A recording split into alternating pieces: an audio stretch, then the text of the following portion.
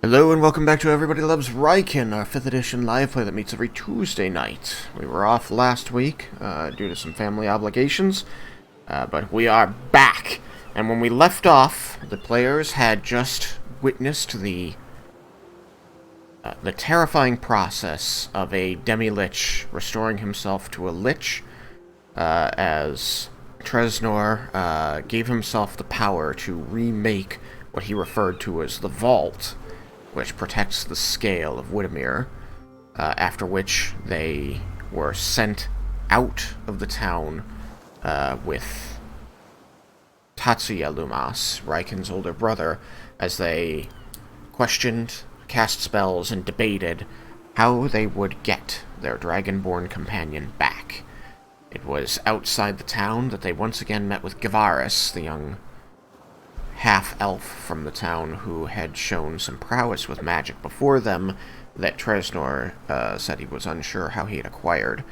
He told them that he'd learned from some friends, and then went on to say that if they wanted to get Raiken back quickly, he had long been trying, hoping that he could restore the functionality of the Southern Perpendicularity and could give them some insight as to how they might do it.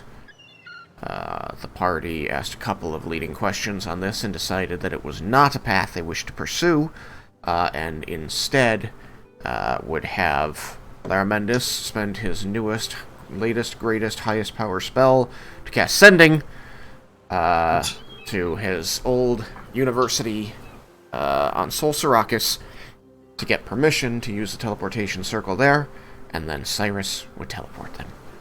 Leah had a heart-to-heart with Gavaris, talking about some of the horrible things that she and the party have been through, and he seemed to be doing the best that a 15 or 16-year-old kid could to try and comfort a person that they've only just met. They parted as the party was on a timeline to get to the Teleportation Circle safely, and they stepped into, or they were transported, rather, by Cyrus' spell. So, as the world of the swamp smudges away and your reality becomes blackness momentarily, you find a brilliant light beneath your feet expand out in a ring of blue, and it builds almost like Lego bricks around you. As the world comes back into view, back into existence, you find yourselves within a stone structure of large proportions, standing on a teleportation circle, a ring of magic draconic runes in concentric circles, and upon which there seems to be a sprinkling of glowing stones, and out of the middle of which appears to be crackling energy beneath your feet. Sometimes you'll see this crackling energy pass very close to you or even into you, but you do not feel anything. You take a moment to, reaffirm your balance within the world, and you are immediately aware that this place does not have the heat nor the humidity of where you were. The smells are not that of rot and bog water. Your senses are assaulted by what you would describe as a sea wind. The air smells salty and crisp. The building you're in, you can hear the murmurs of talking, but over that you hear wind passing through open portals upon it. And the light dims around you slightly as you step out onto the stones, away from the teleportation circle. You can see a doorway to the east, in which stand what appear to be an elf and a dragonborn, who are both wearing robes. Gotta pull up my note. This one here. Robes as of scholars of magic. All of you except for Tatsuya actually feel like you have seen these robes before.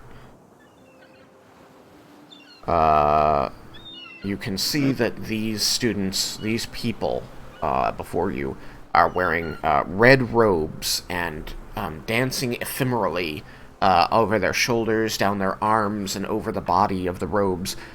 You see, like, crackles of lightning or gouts of fire suddenly curl off of it. Now and then you'll see, like, it'll look like part of their shirt freezes over and then melts to water. Though they don't seem to be bothered by any of these things happening, hardly taking notice. And they stand in the doorway, looking ready to say something to you, though they seem almost like sentries, filling the doorway and making it obviously that you will not be able to pass them without speaking to them. I will turn to everyone and say, welcome to the University of Sol Sarakas. We should probably step off of the teleportation circle. And then I will do that. If I can find my character. You're in the middle. I didn't lock it. I'm a dumb. Yeah, they did. As soon as I clicked the character, I saw the roof. Yep. Have the turntables. Yep.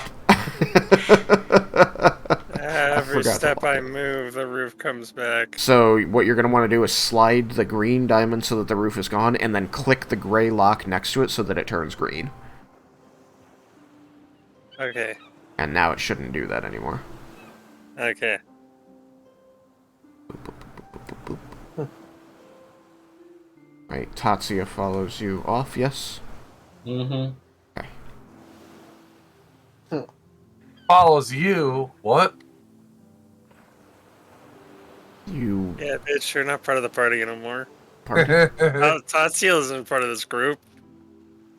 Yeah. Unfortunately. You're just along for the ride. And I, of course, would be following. Okay. Where... Oh, there you are. Sorry, you were small. In Soviet Russia, you follow Tatsuya.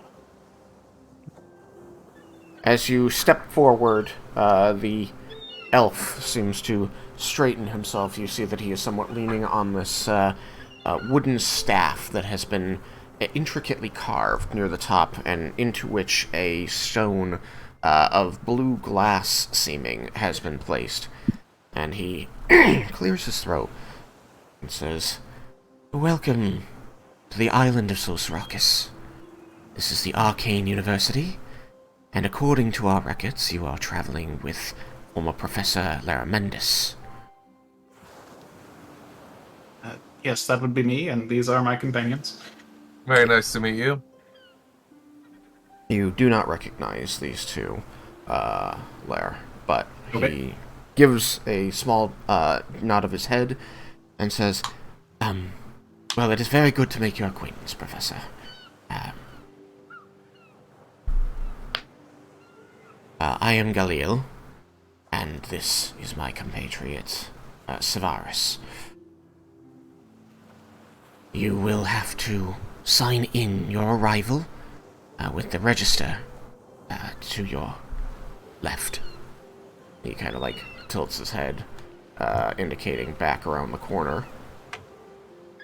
Bye. At that desk there? At that desk there, yes. Okay. Of course. Thank you. I checked a lot of those, but not all of them. Now I know. I wasn't sure if that would actually work on tokens or not. No, I learned a lot of things about those. What happened? Nothing. Don't worry about it. Okay. Don't worry about it. But in any event, I will I'll note ask afterwards. to all of you that the area is brightly illuminated by light. For lack of a better description, it just seems that there are these places near the golden bars on the walls where light itself has gathered and simply hangs in the air, illuminating the room around it. You do not see a flame, nor torches, nor any sconces to hold them.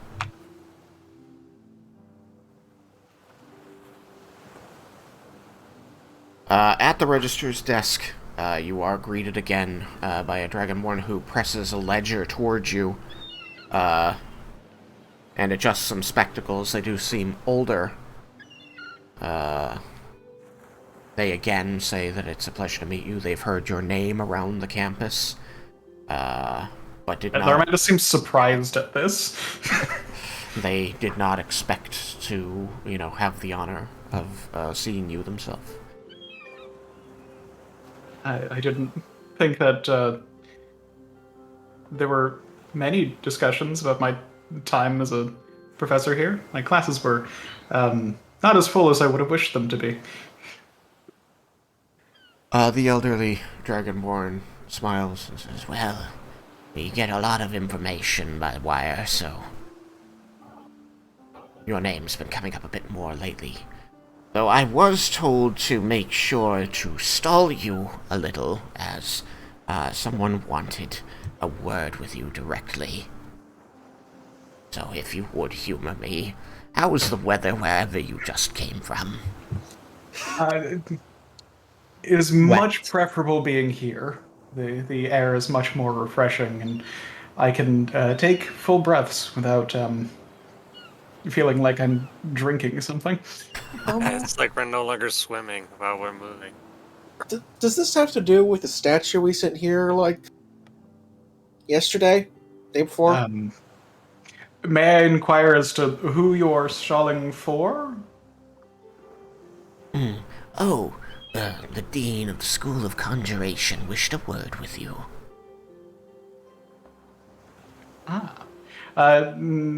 She said you would know her when she arrived. Suppose she might have some knowledge of the statue, although I don't know for certain. Maybe Evandel came up with something interesting from it. It wasn't during my shift, but I was made aware of the arrival of your finding. Quite the spectacle, actually. Another lost wonder of the world, they're saying. Thought lost until now, anyway. Wow, I didn't realize it was that special. The Dragonborn kind of, leans a bit out to look around the party to see you, Vendar. And they adjust the spectacles on their snout again and say, "Well, it does appear to be one of the original pieces depicting Corellin, part of a set which was to hold the faces of all of the original pantheon of this world. It should be some several thousand years old at the least, and it was thought lost after the incident with the drow." Huh? Kind of at when she starts kind of remarking on its historical importance, Cyrus just kind of starts beaming. Now you can't give them an ego. I'm glad that when we encountered it, we were in a position to be able to move it for safekeeping and study. Really, I have been hearing that some of the most interesting things said about it were its condition. It's, well, words like new have been used to describe it.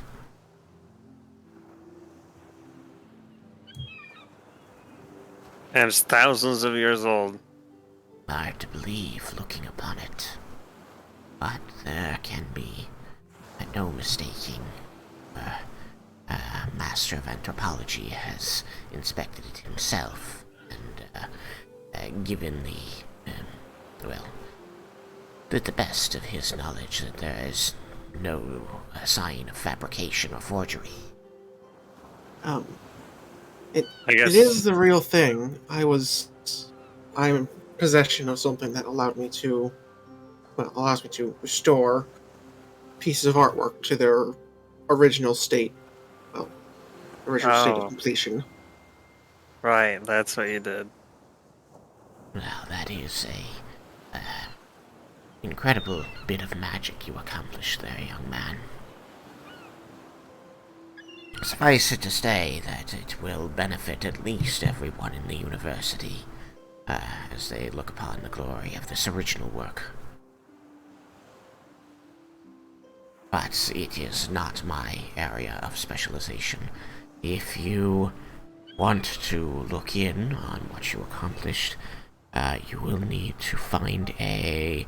And they seem to pull out another pad of paper and throw a couple pages back. Say, Professor of Conjuration, Evandal Yeldon.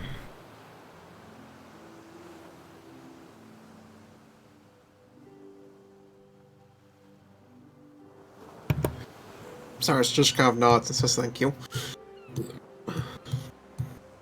And, I don't suppose there's any sort of monetary compensation for this. the Dragonborn pulls the spectacles from their snout and seems to begin wiping them with a cloth they pull from the desk. Say, well, I can't imagine there would be. You can't exactly buy a piece that has been lost for so long and has the importance and auspices of I wasn't saying creating so long ago. buying. You Like were implying. Finders. though. I was saying like a finder's fee. If Compared to you're- a finder's fee, that's what, 10%? Absolutely nothing. There you go. Poof. They turn and like tilt the glass lenses between them and one of the sources of light, seeming to check it for spots before replacing it atop their snout, and seem to squint at you through them and say, "If you're really hoping to be compensated for whatever effort it took you to acquire it, you might inquire with the Master of Anthropology or one of the deans of the college." As they would be able to put you in contact with the bursar should they feel it's merited. Thank you for the information. We'll turn to Vendor and say, that, however, was not our intent with moving it to a more appropriate location than it had previously been at. I don't know. I wasn't involved in that really, but the group was. You climbed atop this thing. I did. I used Well- that to fight. You did. Well, he climbed atop the thing that was atop it. It counts. He fell on me from it. I stepped on that guy's face right there. You did. The Dragonborn appears to smile, though it's difficult to tell, given the way reptilian lips tend to curl. And you hear a noise from behind as they seem to fold their hands atop the desk and lean a bit forward and say, "Well, it seems that the Dean is here to see you now, Professor Laramendus." It's a pleasure to meet you. You as well, sir. While I doubt we'll have the pleasure again, know that it was mine.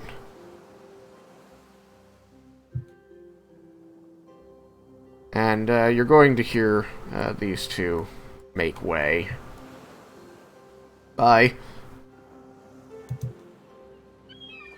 As an Eladrin woman makes her way into the building.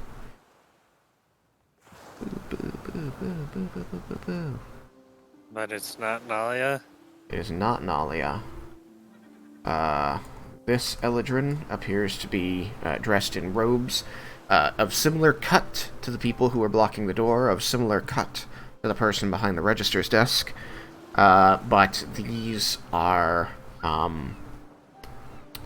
they have a quality about them. They're made of a very dark fabric that seems to pull in light, making them look almost a little bit intimidating.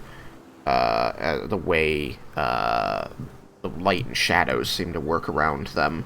But above this, you notice that there is also like an opalescent sheen that passes over the robes now and again, breaking up this pulling in of light effect.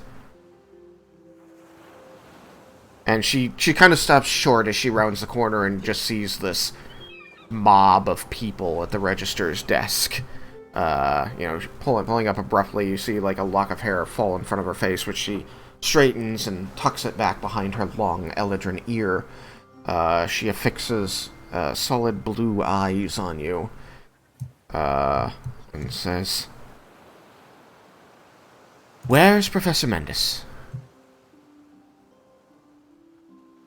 We'll step away from the desk and say, it's a pleasure to see you again, Dean. She kind of like, you see her shoulders relax a little, then she settles into an easier posture, a small smile fixing itself on her face, and she says, "As I live and breathe, Lair, I must say, you're looking better than I anticipated, given the stories we've heard." I mean, my semi-retirement wasn't that long. No, I suppose for us 60 years isn't a terrible long time, is it? But that is not to what I refer. You aware that your name has been passing through the Mages Guild all over the world? I am unsurprised. There have been a few instances of our close interaction with them in the past few months. I'm sure many of the stories are exaggerated, though. I had thought so, but they've been corroborated so many times that I begin to wonder. It looks up at Ash as she says that.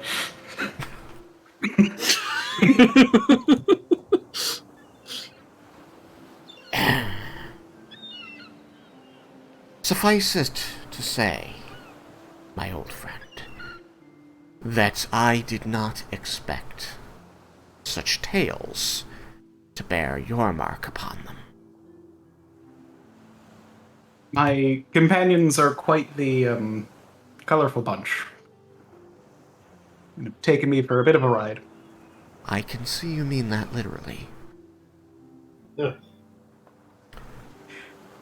I suppose introductions are in order, unless we want to go somewhere so as we're not disturbing anyone here. You should have seen the last ride.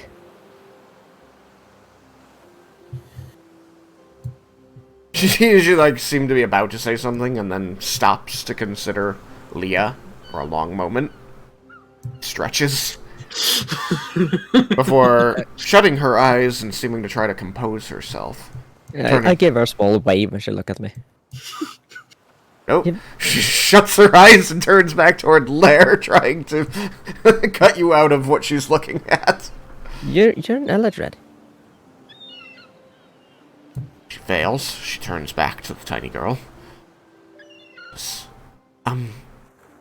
Well, yes, I am an Eladrin. Do you know Nalia? She, You kind I of wasn't see, like, noticing. she almost seems to be a bit surprised by this question. And she says, "Yes, I am familiar. She was a student here a while back, during the time that Lara Mendes taught for us. And she went on, not to become a teacher, but to join the Mages Guild, and was assigned to Bromdor, I believe." Yeah, now she's learning as a sweetheart. Like giving her a little nudge.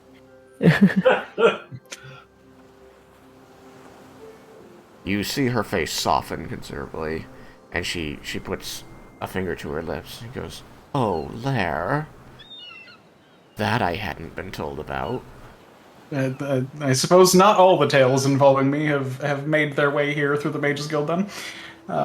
But yes, I spent many of my years in Bromdor, and we got to know each other. Now, Indeed. introductions. The young woman to whom you were speaking is Leah. Hi. Who is nearest to me, just so I can go in order. Bendar, Tatsuya, Yuki. The gentleman there is Vendar. Behind me is Tatsuya. Next to him, Yukikaze, Cyrus, and then back there is Jebel. She bobs her head a moment as she Greetings. seems to be trying to, take in all of the names. She says, "Yes, it is good to meet you, companions of Larmendus. I am the Dean of the College of Abjuration. You may call me Amara."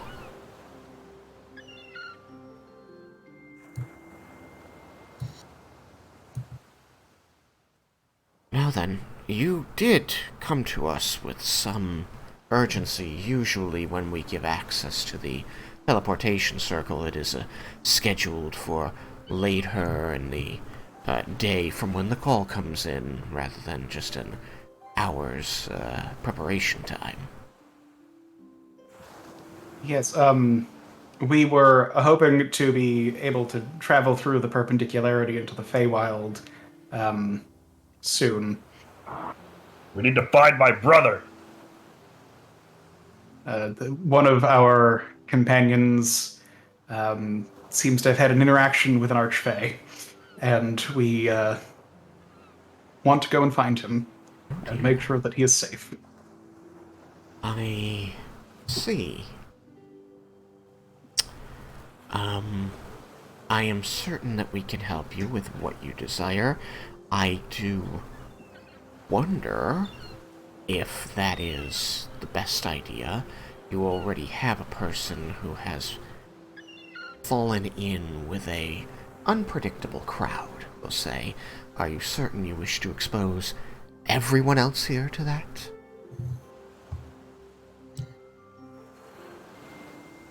With the proper discussions and warnings and things, I think that our interactions over there can be minimal, and we can make our way back to the material plane safely, assuming everyone will listen to me when I tell them things.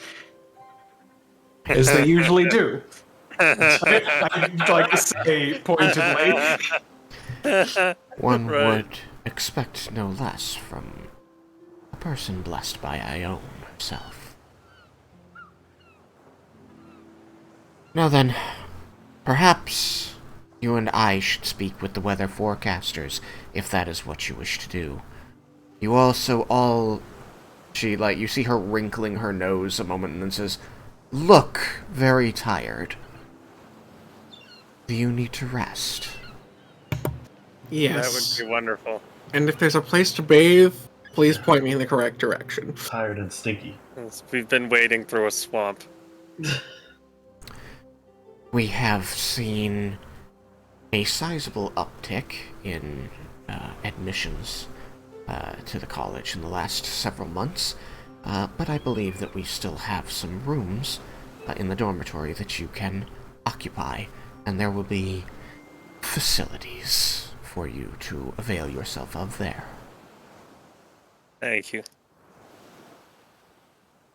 As per the usual treatment of any special guest that comes to visit us here on Sol Sarakas, you are, of course, welcome to avail yourself of any of our facilities. I invite you to peruse our library, as we have a large stock of texts on subjects that may be important to your survival.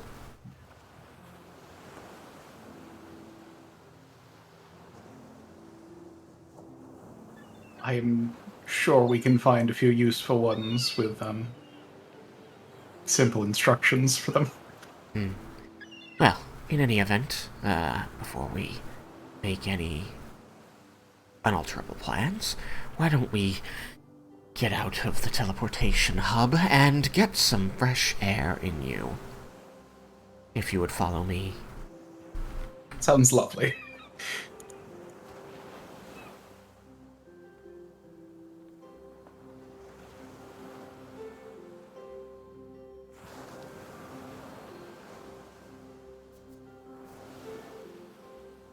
Up, up, up.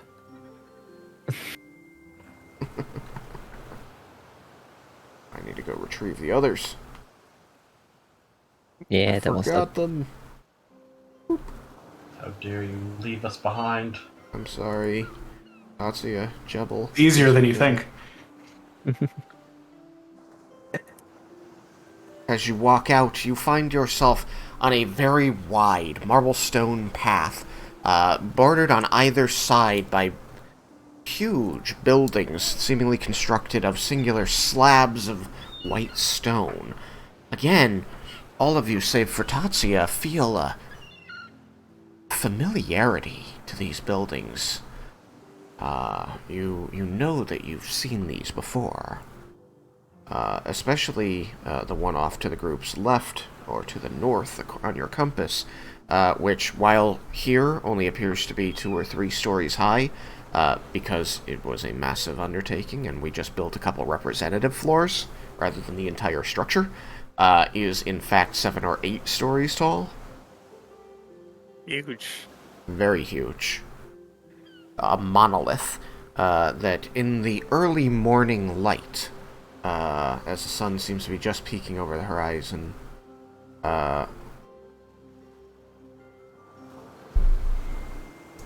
yes. Had to, do a globe hand and go, yes, is that correct? Yes. Early morning light. As the sun seems to be just peeking over the horizon, you can see, similar to the room you were just in, has these clouds of light, or of glowing magic, perhaps, illuminating its base and upper stories.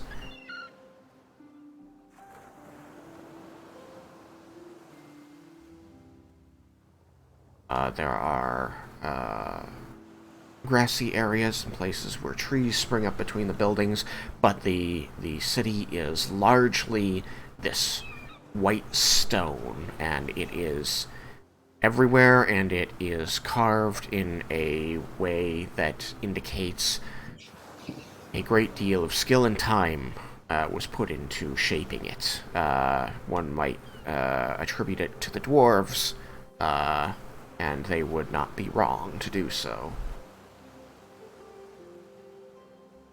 I'll just, as she leads you out, you can take a fresh breath of air, you hear the calling of ocean birds, and you feel the salt breeze on your face. As she says, "You come at a good time, all of you. I find that the morning air and light is the best by which to experience the Marble City.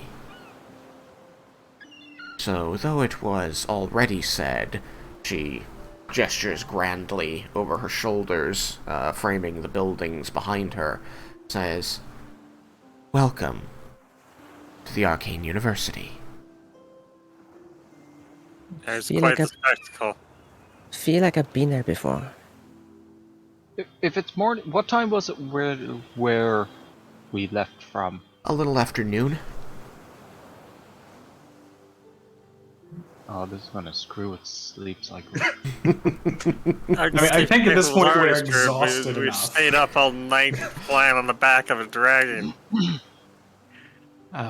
Also that the day-night cycles in the Underdark were inverted.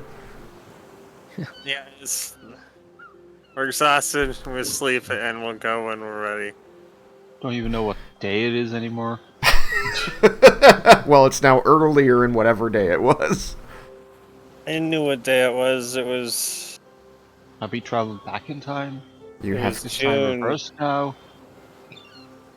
you have technically traveled back in time. It's now like 3 or 4 hours earlier than it was.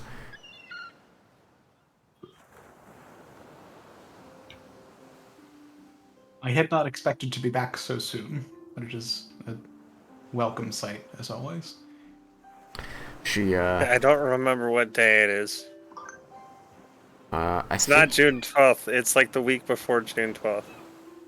So like June 5th. yeah, I believe that you had 5 or 6 days remaining to you. I believe it's 5 days now. I believe it's the 7th. You're cutting it real close there, Vendor. It keeps happening. We gotta go, man. You fucking damn it.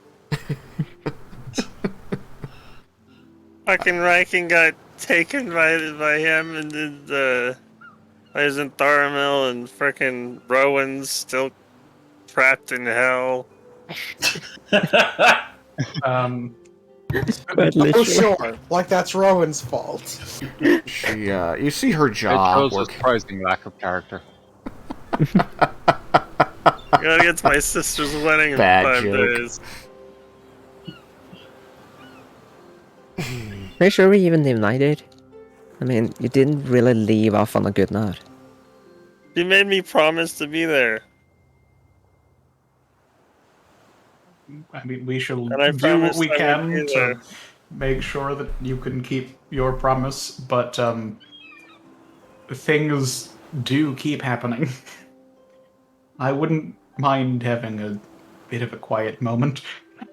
I'm just Again. saying, It's been a couple months since I had one. if Rowan Last- needs to burn in hell for a few more days, then maybe Rowan needs to burn in hell for a few more days. The last couple of months feels like it could have been years. Would you say like maybe 5? Yeah, maybe 5. I was waiting for someone else to say. All of these ramblings, however, are fairly incoherent, and I imagine more reasonable discussions can be had after some rest. Indeed. I will show you to the dormitories, and then perhaps, Lair, you would indulge an old friend in some discussion of your travels. I raised my hand. She, takes a moment to pry her eyes off of Lair to look over at you, past him, and says... You see her kind of, like, squinting a moment, like she's trying to think, and then says, Leah, yes? Yes. What is a dormitory? A dormitory is where the students of the university keep their possessions and sleep. So it's a bedroom. It's a building that contains many bedrooms. If you took that hallway in the Magnificent Mansion and made it its own building, and had a lot of those buildings, it would be like that. It's a little bit like the orphanary. Well, except that everyone who uses the dormitory here chooses to come to us and use these facilities. I imagine the quality is probably a lot better too. I sure hope so, if they choose to. Sorry. You each have your individual rooms. No. Yeah, I imagine everybody here has their own rooms. Here at the Arcane University, we tend to separate the students as best we can by species and gender, just to deter distractions to study. Me too had divided by gender, but there were only one species besides me. She, leans her head to one side and says, Elves? Human. 50 chance. I was raised in Watchtower. No, it's Yeah, so you're long right. since I said the name. Watchtower Point. Watchtower. Watchtower Point. Yeah, you got it. You got it. Been a while since I said that name now. She's again going to kind of, like, you're going to see her eyes trail off to one side as she seems to be thinking a moment. She says, Ebengard. Yeah, like far northeast. We have very few dealings up there, though sometimes the, people who come and avail themselves of our harbor have stories of places as distant as Watchtower Point. As you might be aware, the boats tend to stay close to the mainland, not sailing out, so the trip to Watchtower Point is very long, Oh yeah. as they must circumnavigate all of Amaranta.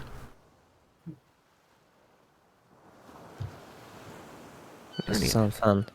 Being on the boat that long. Well, Yeah, and then your reward is Watchtower Point. Yeah. according to my research, it is a trade hub for the eastern end of Thanandir, so I suspect there is a great deal of culture there, even if it is only human culture. Perhaps. There were like a lot of sea folk. That seems like it would make sense. So, I would direct you to the dorm building and the library before borrowing the professor from you.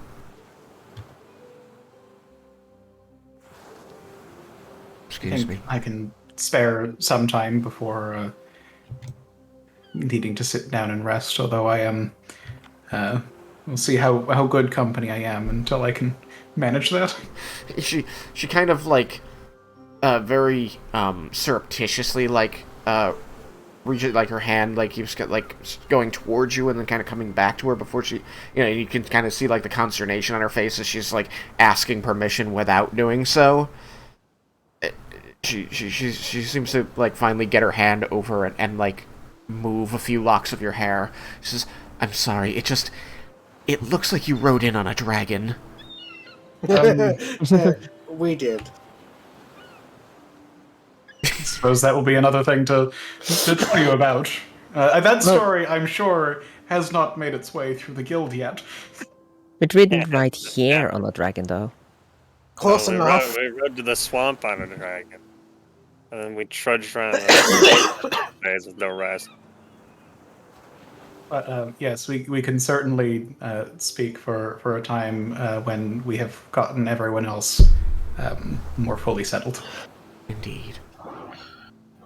Given that you will probably only need the rooms for the day, I suppose we can just settle you all as nearby to one another as possible. They are still single rooms for the moment. If you'll follow me.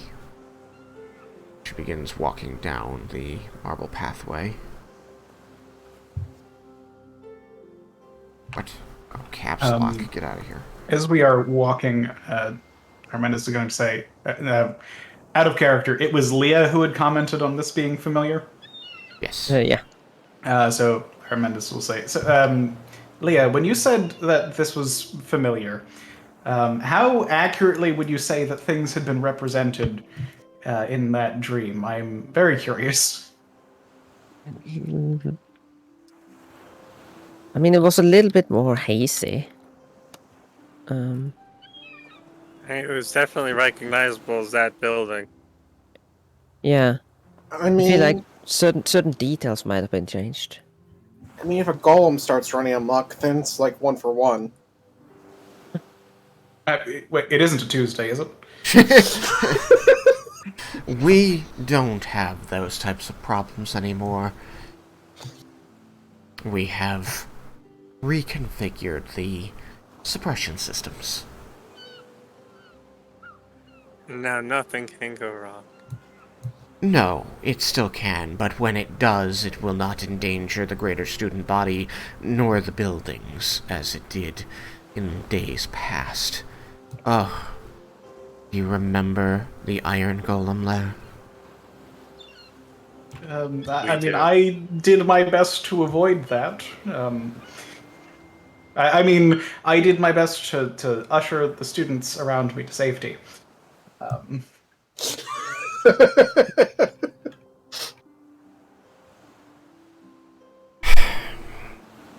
Like, there's an iron golem running amok. Well, I'll go the other way. Let me. Somebody needs to make sure that they're properly avoiding where they should be avoiding. Somebody needs to make sure that there's not something going on the other side while this is happening, right? Other I'll side? just be over there. Well, you should know that, in the time since your departure, that student has, moved on, and, they are remembered in our annals here for their unique experimentations. It moved on, as in, are they gone? Like gone? Well, they were a human. And that was, over 60 years ago. Oh. So now they're dead. I'm sure that there were some in the evocation department who breathed a sigh of relief. Conjuration, too. Yeah.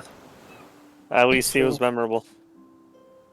Indeed. Infamous, one might say. In any event, he jogs up the steps to a great doorway.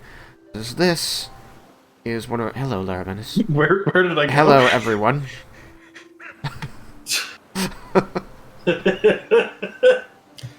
Sorry, my hide slider was too low, so I couldn't see her. I don't know what is going on. I need to raise that. You might need to raise Where- the slider. Yeah. I enter the building and I just vanish. There I am. Apparently, we are not stopping to listen to her. We're just starting past. Okay. It's fine. We'll find our own rooms. Wait. Oh, I thought What I thought was she had gone Raiken? into the building, but Yeah, she Did had not- got in, then she disappeared, and then he brought her back out. Huh? I didn't bring her back Oh, out. Yeah, No, she's been there the someone whole came back time. out. She never moved. Someone went in and came back out. Yeah, Leah. Blair. Yeah, I thought it was her. I'm controlling myself. She says, while this is not the only, this is one of our primary lecture hall / dormitory buildings. It is one of the oldest buildings on campus, and it is also one of the newest, depending on how you think of updating magical amenities. Behind me, she directs you again over her shoulder, you can see a tree that has been grown alchemically. Directly atop the stone, it has even produced its own soil. Very fascinating feat of magic that they are still undergoing experimentation for. But the important thing to note is that around it, we have placed a set of glyphs. This is another piece of magic that we're experimenting with. The permanence of these glyphs is much greater than that of, say, your average glyph of warding. If you step upon the stone around the tree, you will be given a very temporary form of the levitate spell, which can take you to the 2nd level.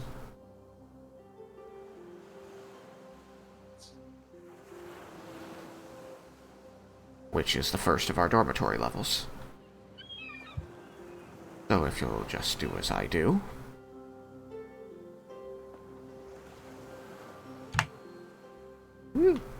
Whoops. Oh no.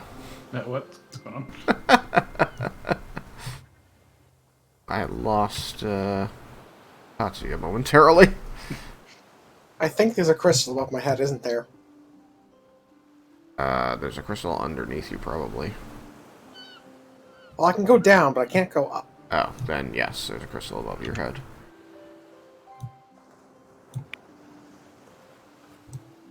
So, if you'll simply follow my lead, you may ascend to the next level. Whee!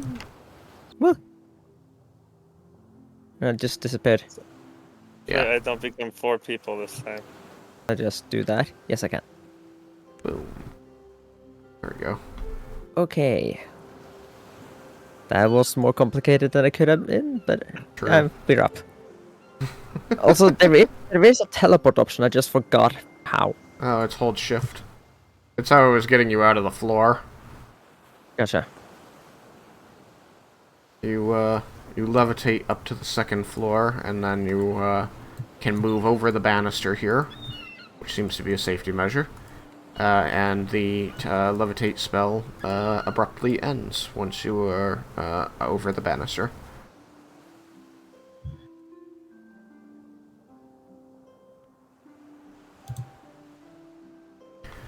Find a set of rooms. Yeah, there. Okay, over there.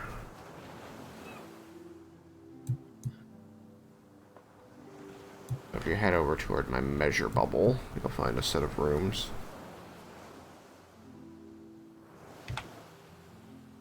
That she'll let you into.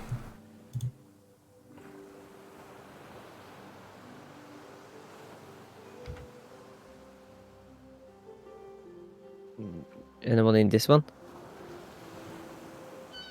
Nope. No.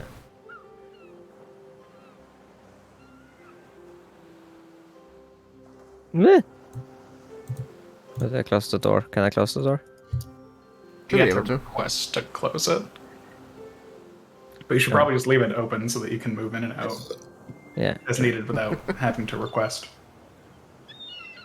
You just say that the door is closed. Nothing in Yeah. there. I investigate the place. You do so.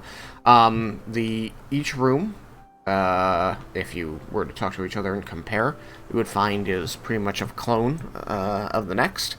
There is a comfortable-looking single bed, a nightstand with a drawer on it, a chest which can hold clothing or items of interest for your needs, a vanity with some drawers, a wardrobe, and a desk with ample workspace and a few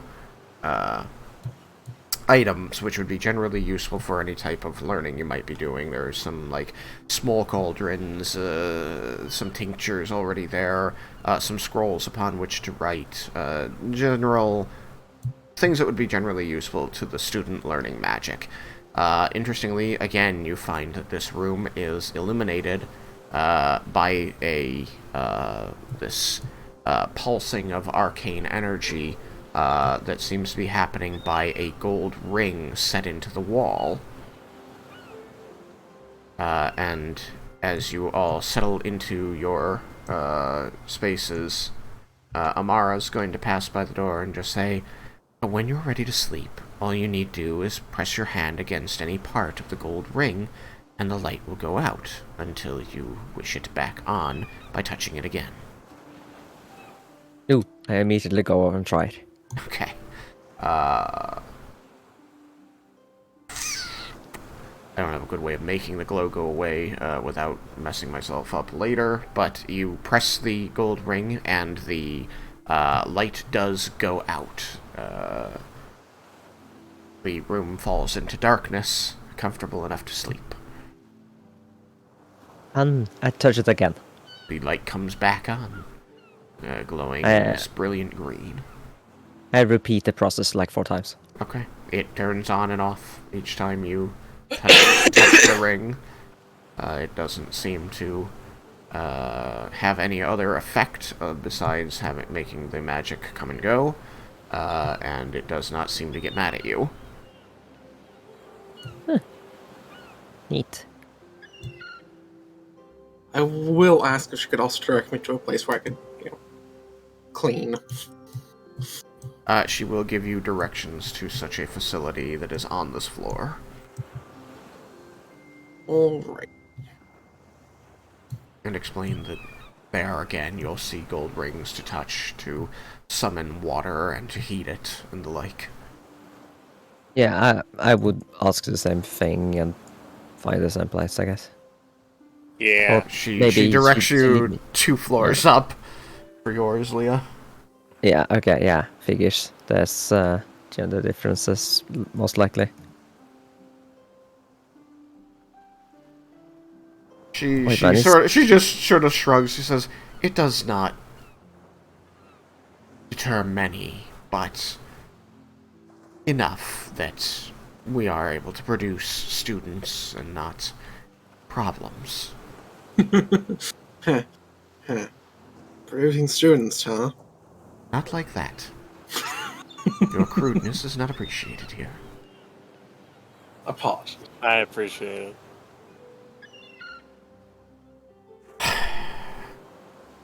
I believe I have given you all the information you need to get the rest you seek. Yes, thank you. Is there anything further you need to tell your group, Laramendus, before I abscond with you? I don't believe anything should come up while they are resting. They will need me for. I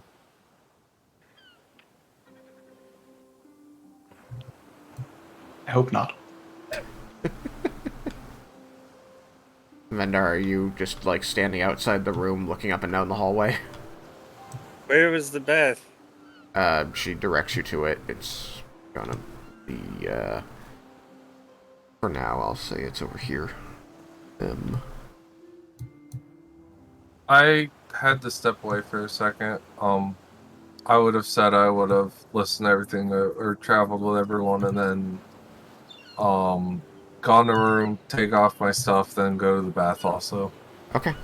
The, dome of light, in the northeast is what I'm calling, the wash area for the time being. Okay.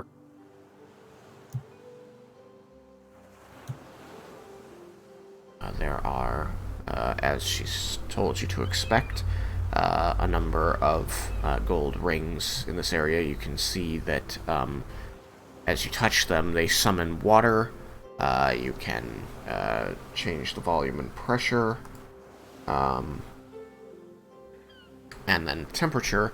And as it spills, past you or over you as you will, it hits the floor, and you see that it seems to flow through the grating out over the side of the building, and you find yourself worrying about people below. There's also a plate that you can see engraved. It says Old Faithful, and it's just like covered up, like there's a board over most of it. It says "Do not." Well, that's tempting.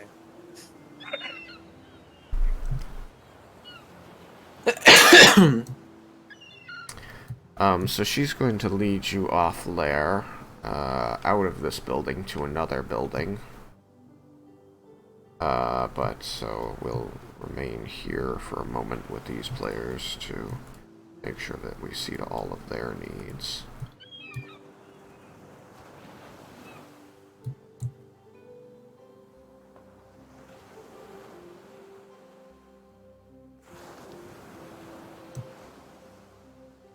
So, you bathe, all of you who wants it. You're able to find your way back to your rooms. The building, the way it functions, is pretty straightforward. You find that simply entering the area of the lift that you used before gives you the levitation spell again, and you're able to move up and down floors via this central shaft. So you're able to easily return and find your room again once you have bathed.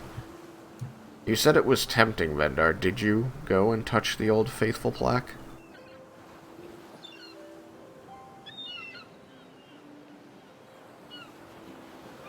I just got clean, and I got sleepers clean, and then I go back to the room and I go to bed. Okay, so you don't mess with the Old Faithful. No. Okay. How about you, Cyrus? No, that's not as much my thing. There's some curiosity, but I imagine I'll just ask Laramendus later. Very well. Oh man, I missed Is, I am curious though. Let's be like, like Leah obviously had to go to a different floor. So by doing so and like going to the bath and stuff like that, do she encounter any students, or is this place just empty? No, it is not empty. It is just early, and so you do encounter some students who take their bath in the mornings. I would say that you would run into probably 4 people at this time. I would say that they would be 2 more Eladrin, a human, and a tiefling. There's somebody coming out of a room with extremely messy hair, glasses askew, and a very large mug. They seem dead to the world. Sounds likely. Well, if there's anyone else in the bath when she enters there, she's going to be a bit shy and a little reluctant to get in the water. For a while, no one would address this, but finally, the tiefling would stop, and, she's been watching you for some time, but she seems to finish, bathing and wraps herself in a fluffy robe, and stops by you as she heads toward the door, with some other fabrics folded in her arms, and says, "I haven't seen you before, and you seem a little young for this place. What's your name?" Oh, hi, I'm Leah. I've just arrived. Ah, I'm not a student, just an acquaintance of a professor. I see. Well, we've been getting a lot of new students, as it were, lately. Everybody wants to learn magic to fight those dragons, I guess. I'm Azira, Leah. you said. It's nice to meet you. Sorry. She waves a hand. It's fine. I think I was a lot like you when I first came here, and I'm older. The place is eerily familiar still, but Really? Do you know other places in the world like this? no, I've seen it in a dream. Complicated. Maybe this is the right place for you if you're having weird dreams like that. Where are you from? Ebengard? That would explain the accent. I'm from Tuca. Calavar. Yeah, I've been there. Oh. I'm sorry. She looks a little confused at first, and then you... Tuca was the city with a dragon attack, right? Yeah. Yeah, I just had to double check that I remember that right. She seems confused by your statement at first, and then you see her eyes fall. She says, "Yeah, that's why I'm here." Yeah, we were there when it happened.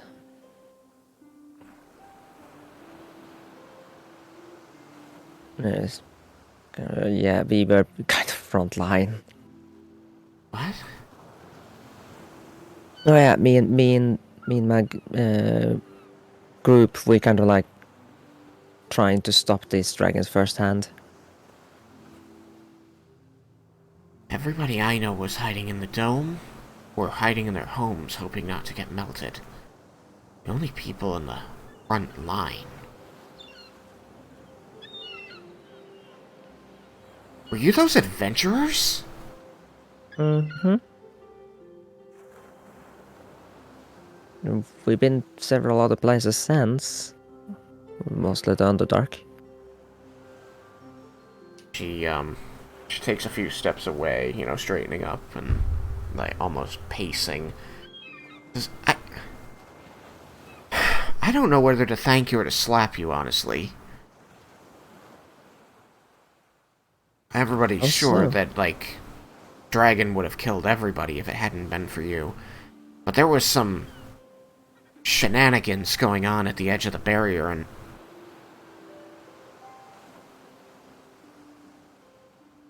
people inside shouldn't have been burned. Oh yeah, that. Yeah, that.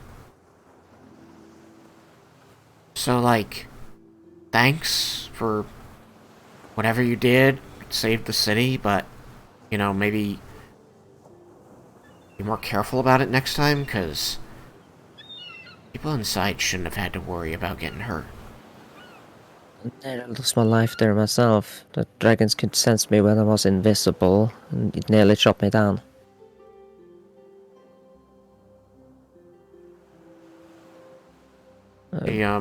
She closes her eyes and takes a few steadying breaths and says, "So why are you here?" It's a pit stop. We're heading towards the Feywild. One of our friends is taken there. My dad, sort of, adopted. They're just taking a break from the dragon thing.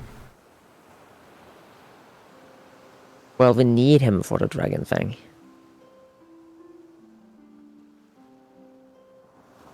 So we just getting in there, trying to figure out what is going on, like why he disappeared like that. It just kind of poofed. Well, I hope you find your friend. And, maybe I'll see you on the front lines of this dragon fight. Just, try not to get any more people burned while you're doing it. Okay? Trying our best. I don't want any innocent hurt. Well, they seem to find a way to get hurt, don't they? I just give a nod.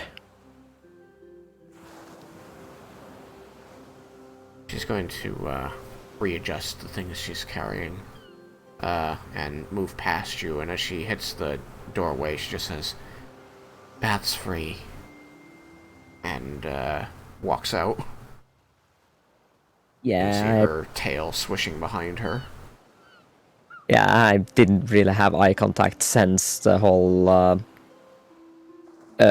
opening in the dome situation was mentioned. Yeah.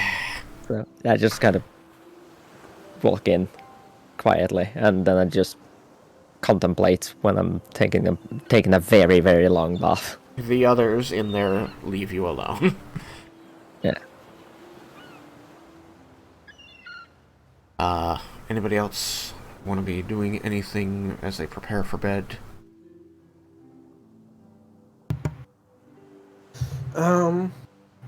If I felt like I could get away with it, I might go and investigate the library, but... I mean, what would stop you? Exhaustion. You should roll that. Actually, everybody should roll that. I would like Constitution saving throws from everybody. Thank you, Am I Derek. close enough to Raiken in spirit Yeah, that it thanks. counts? No. Thanks, Derek. I'm within 10 feet of Raiken. He's Not my fault I'm playing the sort of game. god. I actually had tried to remind myself to do it at the beginning of this session, but I forgot. That was not a good roll. Okay. Mine was as center as it can be. Okay. Yeah, it's 11. I Yeah. got a 10 on the die. Oh so- wait, by not a good roll, I meant that was a 1 on die. So, So it was like a crap roll, like the worst. so I got a 3. So, I got a You- 17. 17. Okay. Jebel? 7. Yukikaze? 27. Tatsuya? Hold on, I'm rolling. Say Constitution. Constitution. I can't get a 27. That is a I don't think most 25. people- 25. I also can't get a 25. Okay, so, Tatsuya and Yukikaze, what did you get Cyrus. 25. 25. And Cyrus, you're fine. DC was 25.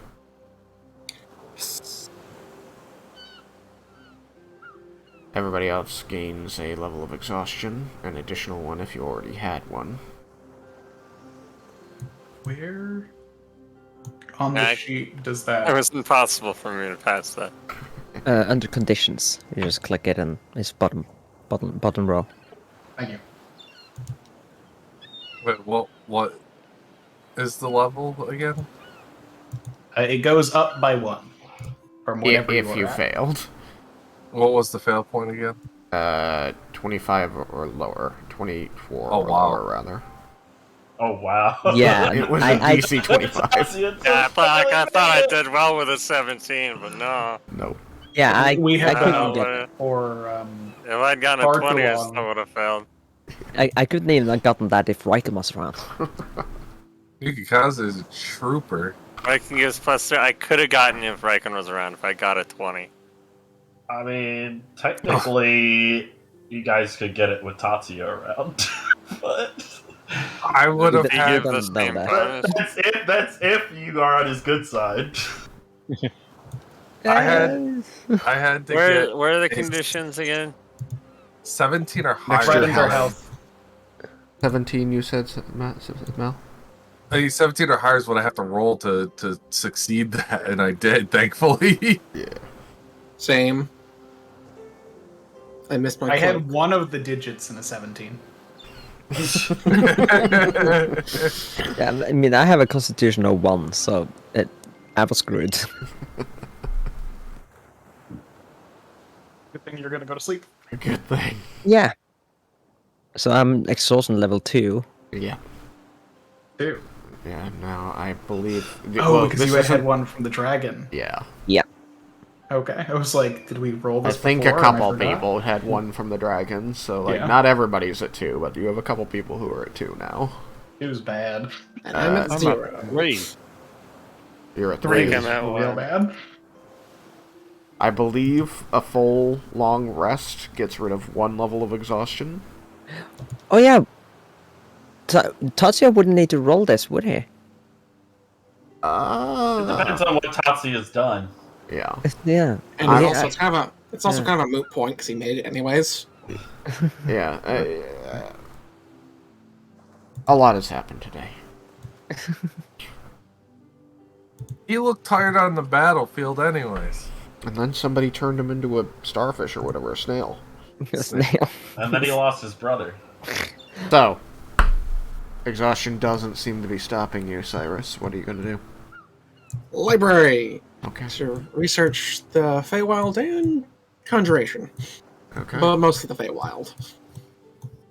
Alright, you head over there to do that. Is everybody else going to bed, or is anybody else trying anything else? You are free to roam the facility and explore it. Pandora is already in bed. As soon as Leah's done in the bath, she will head to bed. It's very tempting to snoop around, but she's also super, super tired. She's super tired, and she realizes that other people are just now getting up, and she might run into more Aziras. Yeah. Would you be able to do Cyrus's stuff at the library first so that I can give Stella her medication? Yes. I will be back. Though at some point, the wrong student is probably going to figure out that she's a warlock, and then that could be interesting. I don't know. I mean, as long as you're not casting spells, maybe no one will figure it out. Yeah. I've never burned down a university before. Oh, God.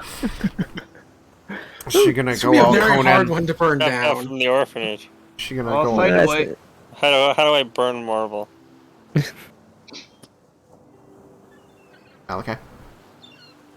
You ask what I'm doing? You seem to be about to say something. No. In any event. So, Cyrus is going to pop off to the library. Is everybody else just getting in bed, which is a totally viable option, or is there anything anyone would like to do? Say, Jabbo washed up before I went to bed. okay. You were starting to see, more people appearing in the bath around you. They didn't really even give you a second look.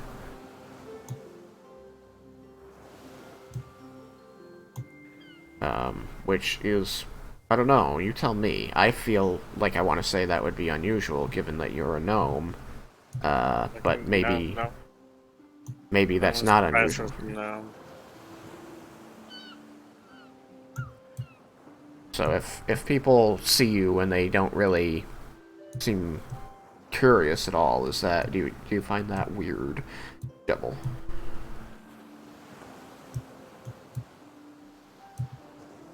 Do gnomes travel that much?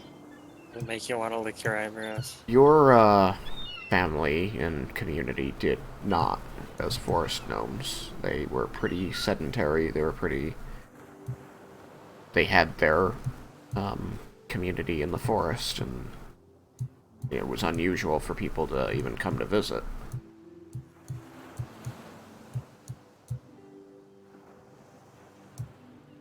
Outside of your mentor. So, this is me not trying not to tell you how you feel, just saying that these people do come in, see you as a gnome bathing, and they don't seem even curious about who you are. They just go about their business.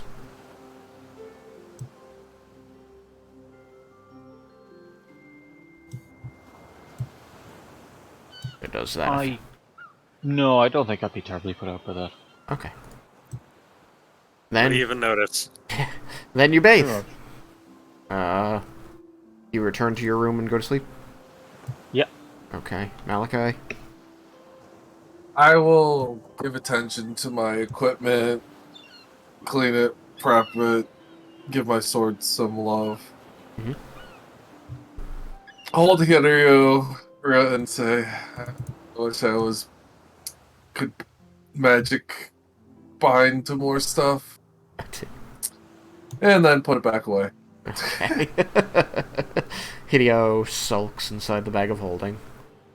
And I will, just get ready to relax. Okay. So you've taken off the armor, you Went and have... cleaned myself, and then came back. Yeah. You notice, I will say, that Hideo and the Silver Fang, being that they are magic swords, don't need a terrible amount of attention paid to their blades. They seem to be very sharp, and you don't really find you need to hone them at all. The blades that you have used, even the magic ones, though, might have residue on them that needs to be cleaned off. So, it's very light duty as caring for swords goes. Oh, well, I know, but Okay. I still do it. Yeah. Because I do it. Okay. Vendar hits the sheets and is asleep. Leah went back to bed. Tatsuya. Sleepy sleeps. Sleepy sleeps. Does Tatsuya bathe? Yes. Okay. Then you also find yourself among the early rising male students, who really don't even pay you any attention. Maybe you get a look or two, just because you're very clearly an adult Dragonborn, and the people here tend to be... There's quite a skew of ages that come in the morning, but many of them seem to be, early 20s. Or even late teens. The elves who are, in their hundreds. Yeah, definitely elves appear to be younger than they are. Yeah, Tatsuya's Looks like an 18-year-old, mid is to late actually like 20s. 180. Yeah. Tatsuya's mid-20s? Mid to late 20s. Mid to late 20s. Okay. Well, probably more like the middle side, just because I don't think he would be that much older than Raiken, and Raiken's early 20s. Okay. So, chalk it up to your size and ruggedness. Tatsuya has a good number of scars to show on his body for all the battles he's been through. And he is muscled in ways that wizards tend not to be. Yeah, that's I think that's like the major point. Is the physical when he looks physically, it's like that doesn't look like a mage. Just some human stops you know, looking over the guy and goes, "You're huge." Not squishy at all. Oh, thank Sure, you're you. in the right place. How did you get this way? Training, lots and lots of training. I'm training every day, and I don't look like that. Uh, How about you lift? Because I'm already up to like 7 books. Oh, you're using books? Are you not? No, I use literal weights.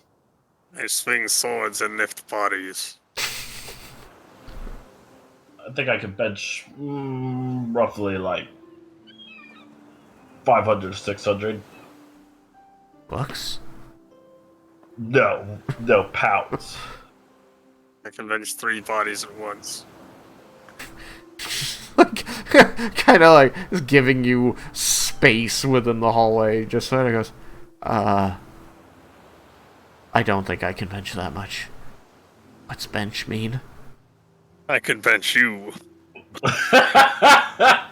Well, let's just leave it at lift. I can lift that much. But, That's insane. if you keep at it, you know, maybe you could get there. It's like, here, grab on my arm. How do you have time to study? Study. Oh, I don't study. I'm not, I don't actually go to the university. I'm just here with my group for a short time. There's a group in the university who are not here to study magic? No. We have important business. This is just a stop in our journey. It's an expensive stop. Well, one of our group members was a former professor here, so... No way. Who? Do I know him? He is a human teenager.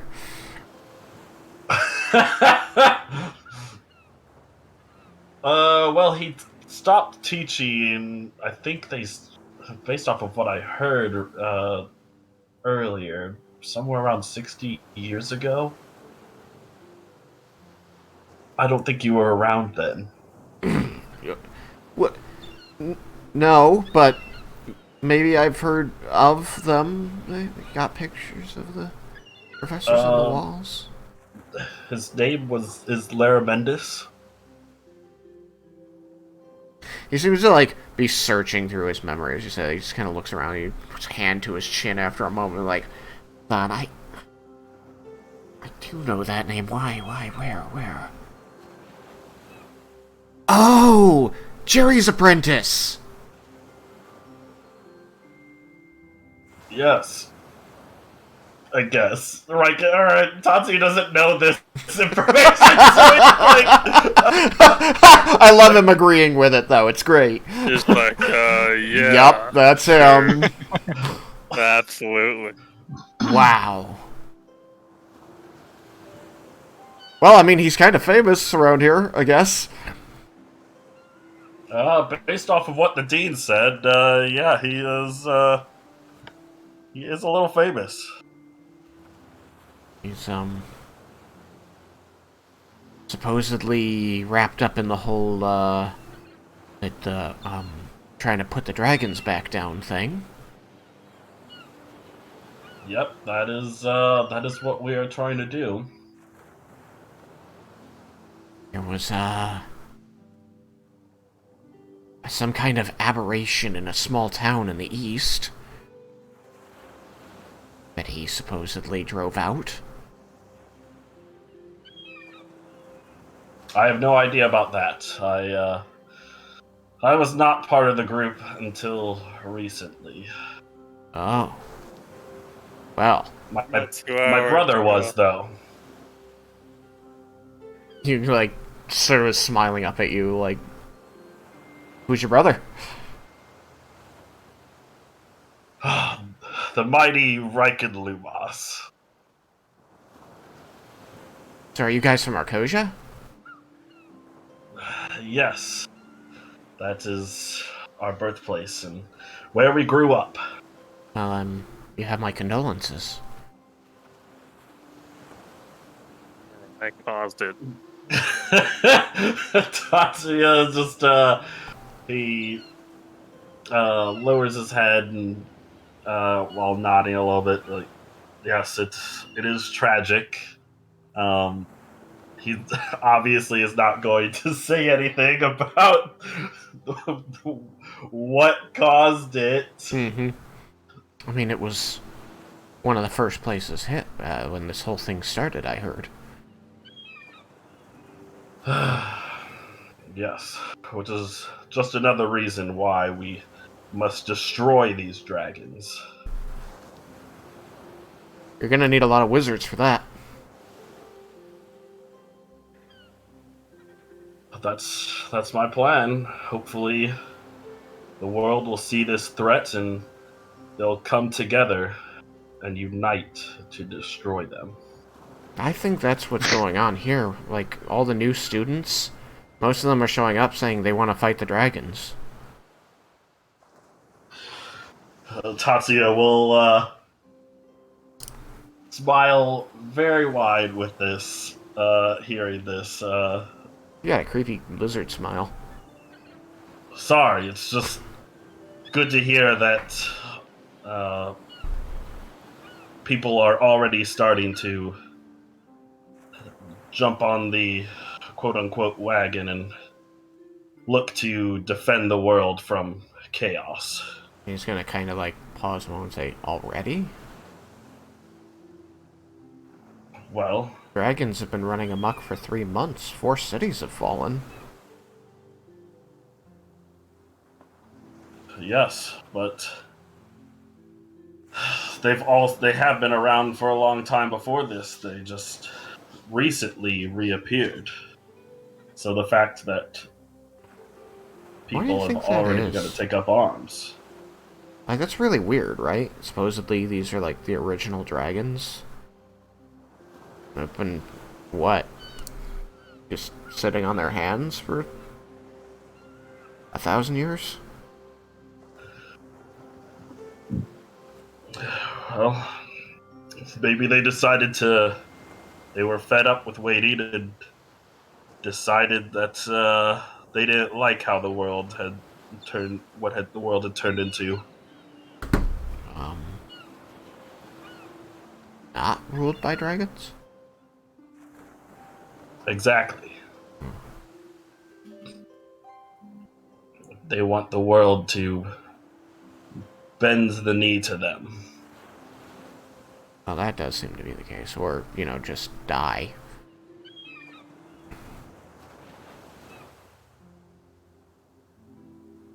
Us, Well- not the dragons. Well, yes. What are you here for? No? Same as everybody else, really. Learn some magic, join the fight. I lost my town to the blue dragon. Raiken will, or not Raiken, Tatsuya will kind of bring his hand down and kind of clap his shoulder a bit. Like,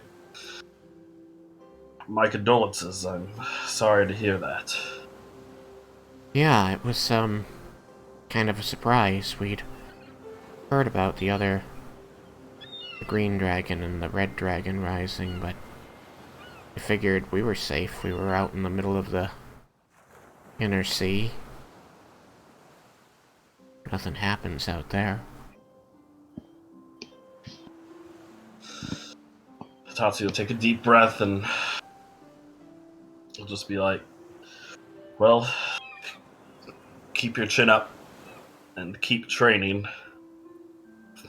And I know that you will help the world in destroying this threat. You can roll some persuasion to encourage the boy. See, oh, this persuasion's good. Damn it! I rolled shitty though. 12. Use your inspiration. I don't think Tatsuya has inspiration. No, he does not have inspiration. Oh my god. Oh, well. The kid. Well, Tress said you could say that it was inspired that people are actually going to fight the dragons now. Yeah. Yeah, Tatsuya's inspired by that, yeah. You have a point of inspiration.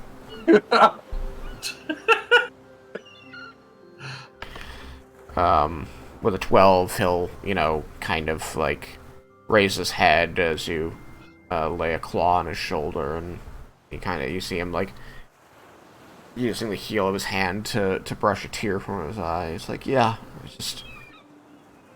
I gotta do my best for what's left of my family. Yes.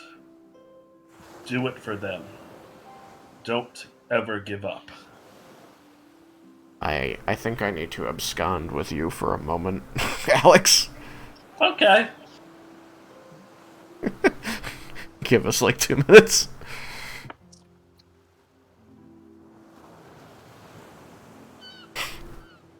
So, no, you're fine. You're fine. It's information that you need to have, I think, just because you're playing a character who has it. Okay. This would be... Meeting this kid is a bit of a gut punch for Tatsuya, because he had to travel to this kid's hometown in order to awaken Elsamenth. Okay. So he was essentially Directly responsible. there firsthand. Yeah. Rather than something like Arcojo, where he most definitely wouldn't have been around for that. Yeah. I still need to add them to the... I was going to add them to the equipment list for him last night. But I got busy trying to make the map instead, so I forgot. But some of the things that he has in his bag that are not on him in any obvious way is a Cloak of the Manta Ray, which lets you breathe underwater and swim very fast. Okay. And a Stone of Tongues that lets him be understood by anyone he's speaking to as long as the stone is in his mouth. I feel like that'd be very uncomfortable if it's in his mouth. Yes, it's not an easy item to use. Okay. Alright then. But just so you know. Okay. I mean, I kind of... Yeah, I definitely didn't have that in mind when he talked about his town, but I figured that would still be kind of... I still think that just hearing people talk about what the dragons did is still going to be somewhat of a downer for Tatsuya, even though it's still moving His people goals towards forward. his goal. Yeah. It's sort of like that double-edged sword. It's both. It's a downer, but it's also, a good thing because he knows that it's working. Mm-hmm. It's not going exactly according to plan, but the plan is working. Okay. Okay. Let's go back. Alright. Welcome back. You. So you have this, so you have this discussion with the kid. Yes. You have the information I gave you. You give him the empowering speech, and he does seem to, take some strength from it. And then you go to bed? Or Yes. do something else? No. Tatsuya will. The discussion is almost a little exhausting to him by itself. With the highs and lows that he got from it. So he will definitely go get into bed and pretty much like immediately fall asleep from just literally that speech tiring him out. Got you. Alright. So, Cyrus, you leave the dorms and go across the street to the library.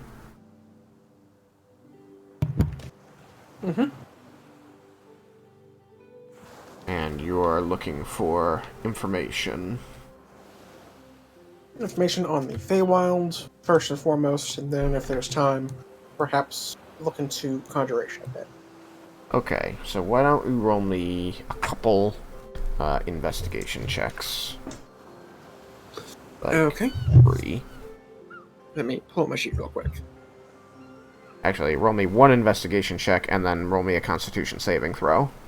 It's a 23 on investigation. Okay, and the Constitution saving throw? Piss poor.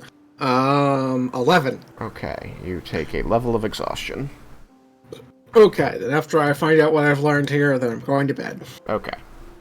So, the Feywild is what you were looking for, yes? Yep. Alright, you're gonna come with me for a minute. I'll be right back. Into the closet I go. Alright, so, you go skulking through this library over here, which is a massive marble building in an L shape. Even early in the morning, there are several people here, both working to, re-shelve books that are out of place, assist people looking for information, and also students looking for information. You, with your 23 investigation, spend about an hour hunting the shelves, pulling down some books, and then perusing them to gain as much information as you can. So I want you to give me an Arcana check to see how much you're able to understand. Okay. Alright. Didn't roll very well. I'd like to do well in this. May I buy a mulligan? If you've got the points, you may buy a mulligan. Alright, buying a mulligan. That's not out, at least not as terrible. Okay, so that's Arcana. That's 17. Okay. So, you pull down some books and start flipping through them that seem to talk specifically about the Feywild and the interactions with the material plane. You gain some basic information first, like about... Hold on. I just realized I'm also at disadvantage from the exhaustion. Okay, roll it again. Or should I just go with the first roll I had? Yeah, that's fair. You technically have rolled with disadvantage. What was the first one? It was a 7 on dice, so that's 12. Okay. So, you gain some first basic information about the perpendicularities, how they seem to refer to the cardinal directions. There seems to be one in each direction of Amaranta. That the one on Sol Sarakas, the western perpendicularity, has been incorporated into the Marble City, and the fact that any of these perpendicularities cannot be accessed except under special conditions where the Feywild and the material plane align in some way. This is different for each one. Some utilize the liminal times, such as dawn or dusk. Some respond to weather patterns. Others respond to particular occurrences, like certain beings being in proximity at a certain time. You find that the one here only opens in the liminal time of dusk during a rainstorm. You learn that this knowledge was gained and has been used to force the perpendicularity open to make travel between here and the Feywild city-state on the other side, which is called Lilvathius, or Lilvathius.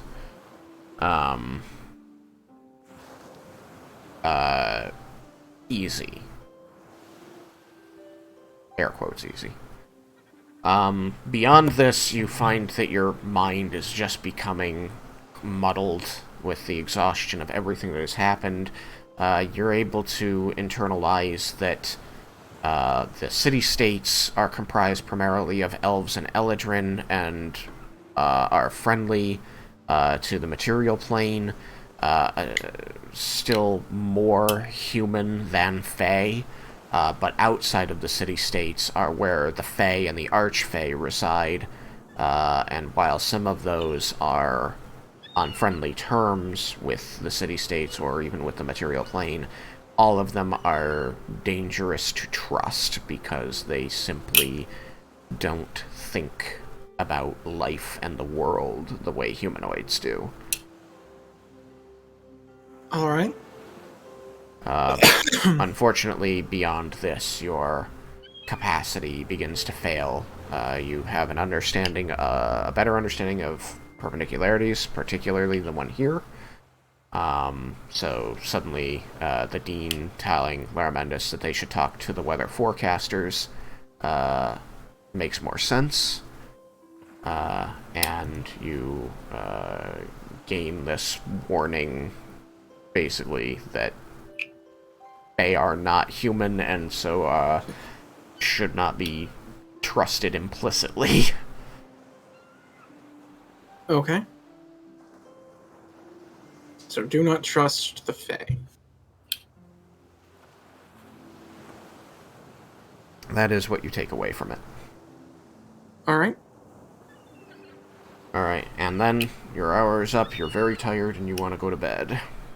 Yep. Okay, so you'll I'm just... not pushing for a second level of exhaustion. I want to try and keep it clear if I can. Okay. Well, then I'm going to return us if you have no further questions. I don't think so, no. Okay.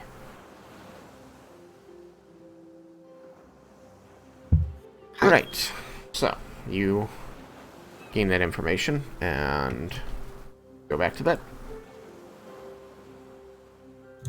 And I think that covers everybody who wanted to do anything other than sleep. Yes? Jebel, good? Hmm? You're good too? I know that we kind of did yours. Yeah, wanted to double- just after that, I just wanted to sleep. Okay, just wanted to double check. Cool. Then yeah, you head back. Laramendus, this one? Yes, now it'll be Laramendus' turn. To sleep. Soon. One day. One day. Yeah, Laramendus doesn't sleep. Oh, trance. I don't know. At this point, he might, just sleep. That exhausting. Was missing. Where am I looking for where I am? The big fountain. Okay. Cool.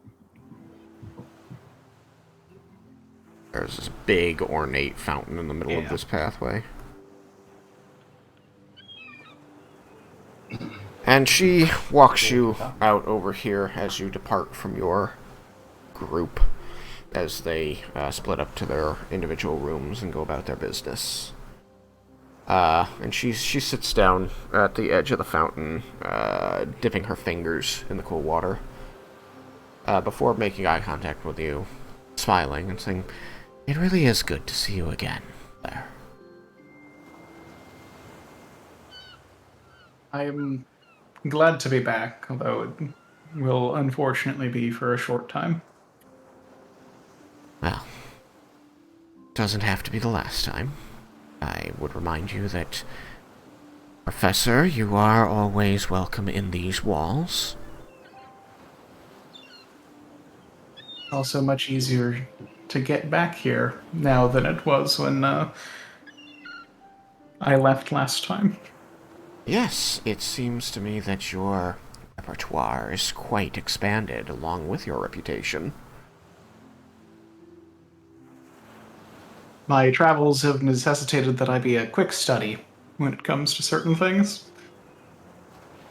Indeed. And tell me, how is Nalia? She's well.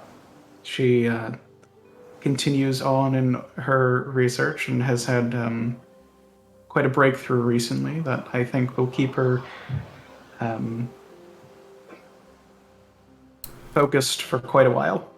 I was told she was always an excellent student. I must remark that it is less surprising to hear the news than it is from whom I hear it.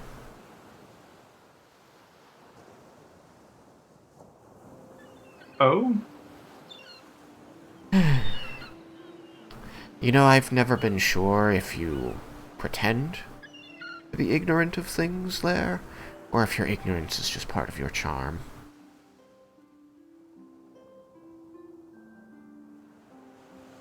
Why don't you humor me? I mean to say that the stories around are that she selected classes that you were teaching, even though they were quite outside the necessity for her chosen majors. Laramendus seems genuinely surprised. She was always very interested in the lectures. I thought that, honestly, I thought that the classes fit well with her desire to be researching older magical artifacts. It's the stories that occur near their creation are useful for trying to pick things apart. It seemed a natural fit. Laramendus, it seems completely earnest in this this assumption of her of her belief. She's smiling and shaking her head, and she says, "This earnest fascination and interest in the success of the students is why I think it's such a tragedy that you chose to leave. Are you certain there's nothing I can say that would convince you to come back to us?"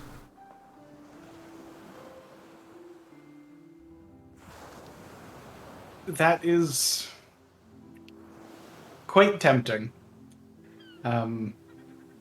However, the work that Before you make a decision, she puts out a hand to stop you talking. Just know that I had this prepared for you. She pulls out the bundle from a bag at her side. You see the university professor's robes with the bars of rank at the shoulder. It says, "School of Abjuration, just as you used to wear." Laramendus has a very fond look on his face as he looks at the robes. She does hold them out. Maybe now you can humor me. Besides, I don't need any extra questions being asked. Oh, why was the dean of the School of Conjuration speaking with that rowdy adventurer? I suppose it might make things smoother for everyone during our time here. Very well. She smiles as you take the robe from her. Now then, I want to clarify a few things. Some of the information we've been getting through the Mages Guild connections here. There was a story of and there was not a lot of information here, but it was an aberration in a small town in the east. I believe it was right on the border with Thanandir and Shirkawa, though I can't for the life of me remember the name. out of character. I'm also blanking out. If you want to recall the name, you can. It's Braithen. Yeah. Braithen. Okay. Yes. That would be Braithen. Ah, right. Very plain. It seemed like it would have been a quaint little village in better times, but yes, there had been. We had out of character. We'd identified it as a beholder, right? You had. Okay. There had been a beholder who had taken root there, and fled. I think it was to the east, but I don't actually remember. It was to the northwest. To the northwest. And she grimaces as you say that. She says, "Beholder. That's one of the newer types." It was quite it looked like a spider. She kind of tilts her head to one side. A spider. Was it a spider? I don't think so. It was flying and had eyes at the end of its feet. Oh, that's fascinating.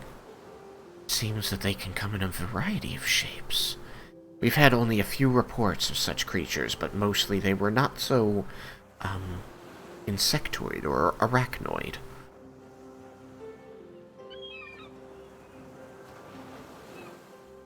What did you learn about it? Like, what did it want?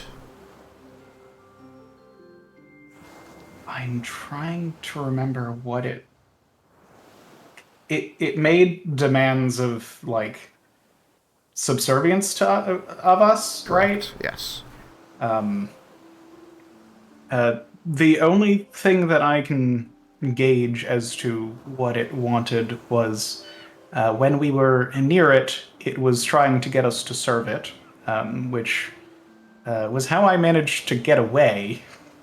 It thought me no longer a threat when I kneeled before it, and it focused on other things, which allowed me to teleport.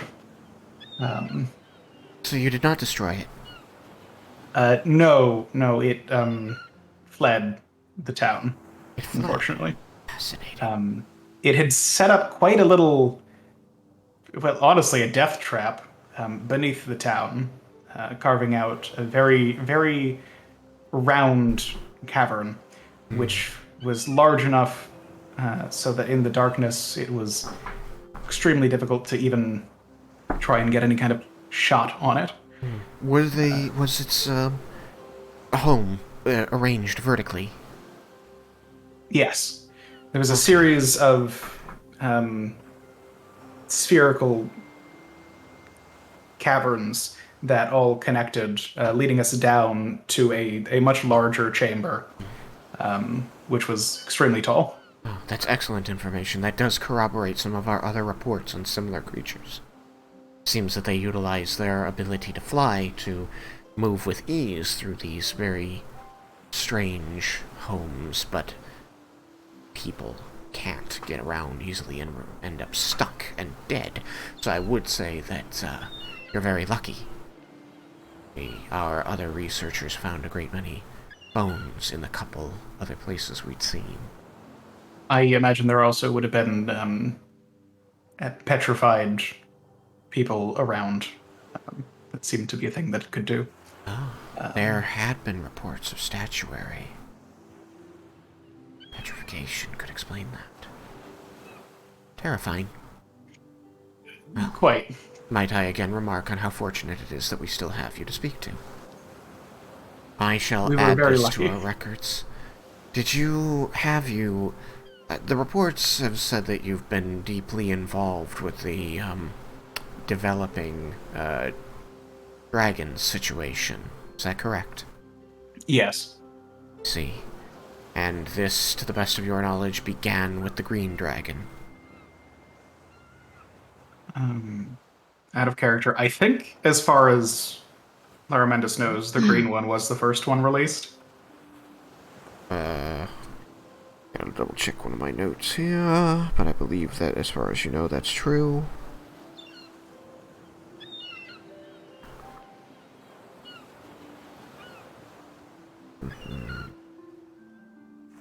And that is not to say that that is actually the case, just that it is Laramantis' understanding.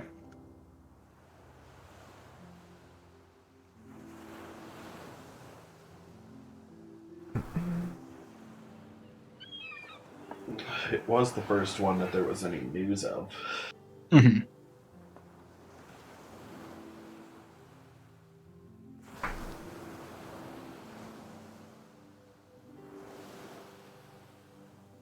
Yes, as far as you know, the green one was the first to rise. Okay. Yeah, to the extent of my knowledge, Vala was the first one released. She was certainly released before Shisharan, and I imagine there would have been other stories around Elsamonth, if he had been released before Vala. No. Our information, or at least what I've been able to piece together, puts you at Tuka at the time that Shisharan arrived and was joined by Elsamonth. Is that accurate? Yes. And what have you to say of that incident? The shielding that the Temple of Arathis was able to construct was extremely impressive and very likely saved many, many lives. I was glad to see its existence, although unfortunate that I needed to see it. A great many of the cities around the world have some hidden gems, if you'll forgive the phrase, like that. Seems that magic has had some steps forward and falls backward in our time of humanoids on this world. And unfortunately, some people have seen fit to keep certain advances secret.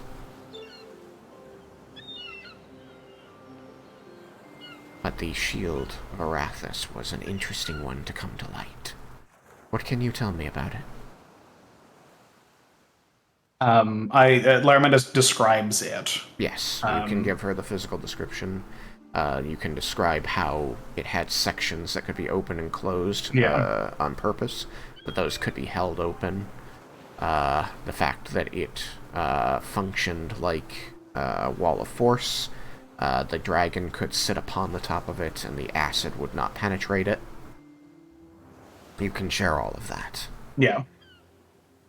You will notice that Ash seems to glow. His level of luminance seems to change, though he doesn't appear to have anything to say as you share this information. Mm-hmm. Seems to be responding to the fact that you're sharing information. So after the description of all of that, Laramantis will say, my companions and I had been involved in a bit of the distraction maneuver against Shisharan that had happened before Elsamonth showed up to take her? Elsamonth, he, Shisharan, she. Shisharan. Okay. To take her away. I imagine that you are familiar with the nature of the conversation that they had? At this time, we are aware that they were to fly north and meet with their brother Karasoth. We are aware that Karasoth has been gathering the risen dragons in Ebengard. Has anything happened in Ebengard as Karasoth has been there gathering forces? According to our sources, Karasoth has not been responsible for any destruction there, though he did raise a village in Thanandir on his way. And Elsamonth and Shisharan, aside from the damage that she caused to Tuka, are responsible for the deaths of many Ebengardians on their way to meet with Karasoth, but they have oddly been quiet since. I was hoping you might have some insight or guesses as to why. What are they planning?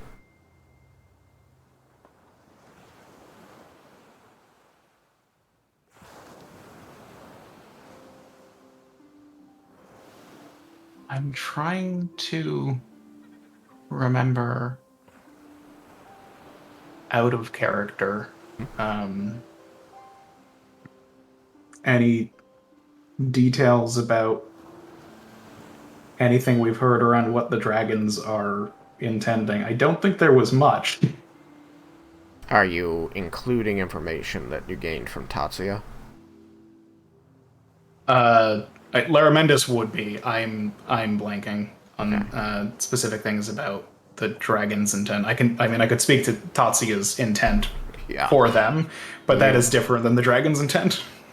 It seemed from talking to Tatsuya that the dragons fear you and the champion of Bahamut because if you defeat them and kill them, A, they'll be dead, which they don't want, and B, you'll summon their mother, so there's no way for them to come back, which they don't want. Mm-hmm. So mostly they don't want to be dead. Mm-hmm. And they're worried that you have a plan to make them dead, so they're supposedly mustering their forces in one place and making it nigh impossible for you to take them all out. Okay, cool. So Laramendis will say, as part of our distraction to Shisharan, we made her believe that we had been in possession of the full set of Bahamut's armor, which seemed to spook her a bit. And with that being present, I think that they are concerned that the mortal races are intending to mount some attack to kill them. Are they wrong?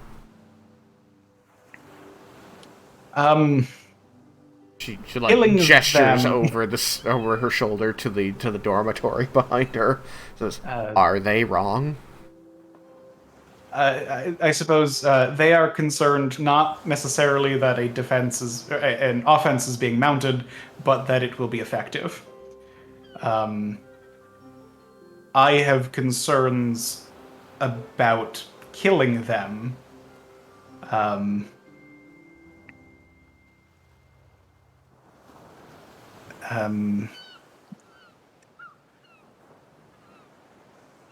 How do I want to say it?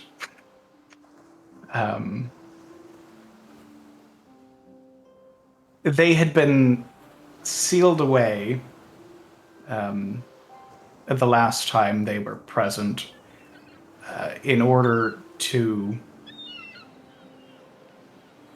prevent Tiamat from coming to this plane. And killing them is one of the triggers for that to happen. So that is unfortunate news. So either you need to find a way to seal them back up again, or you need to prepare to fight Tiamat after killing them? Yes.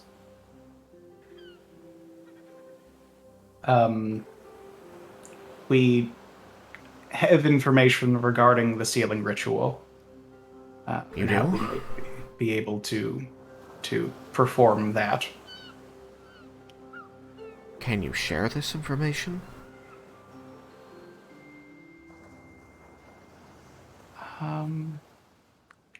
I think I told Yuki Kaze that I wouldn't. Am I remembering that correctly? I don't remember. So, Yuki? Yuki Kaze, you're muted. Did Yuki Kaze extract a promise, guarantee, like any kind of thing like that Laramendis would not divulge the method of sealing the dragons. I'm trying to. I don't personally, as an out of character, remember. I believe that this exactly. was a conversation you had in the Underdark after Yeah. one of your meditation sessions where you spoke with either Bahamut or Shagrazir. So I guess the follow-up question to that would be, is that a thing that you want to have happened, Yeah. since both of us can't remember if it did or not? Yeah. If you want it to have happened, then that's perfectly understandable. Laramentus would have agreed to that if you had asked him.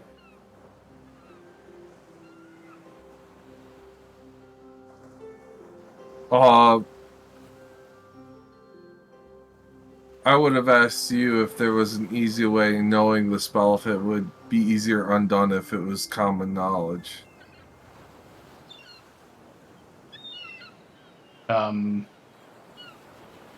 I guess from my understanding then of the description of the ritual, would I likely be able to reverse it, given the knowledge that I have about it and other things? You want me to roll Arcana on that? No, it's not something that's going to require Arcana, Mr. Very High Intelligence. From knowing the ritual from him, the ritual itself is not complicated, and reversing it is not difficult. The main hurdle to doing so is, as you have seen, possessing the scales. You need the scale with you to perform the ritual to seal them. You need the scale with you to perform the ritual to unseal them. So if you can remove the scale's location from the knowledge of the general public, then knowing how to seal and unseal the dragons becomes a lot less dangerous, with the exception of the fact that now the general public is aware the scales are out there and might go looking for them. As you have seen, preventing people from knowing that they exist or where they are was quite effective for 1,000 years. Yeah, then I would have, if I knew that knowledge, I would say for now, we probably don't want to share it. All right, so Laramentus would have agreed to that, as it is your knowledge to share. So to Amara, Laramentus will say, I unfortunately promised my companion, who was able to determine this information, that at least for the time being, I would keep it quiet. I will continue discussing with him and trying to find a way to change his mind, as more people being aware of how it's done could be beneficial. You will see Ash dims a bit as you keep this secret. Not a secret, a promise to a friend, okay? A promise to a friend to keep a secret.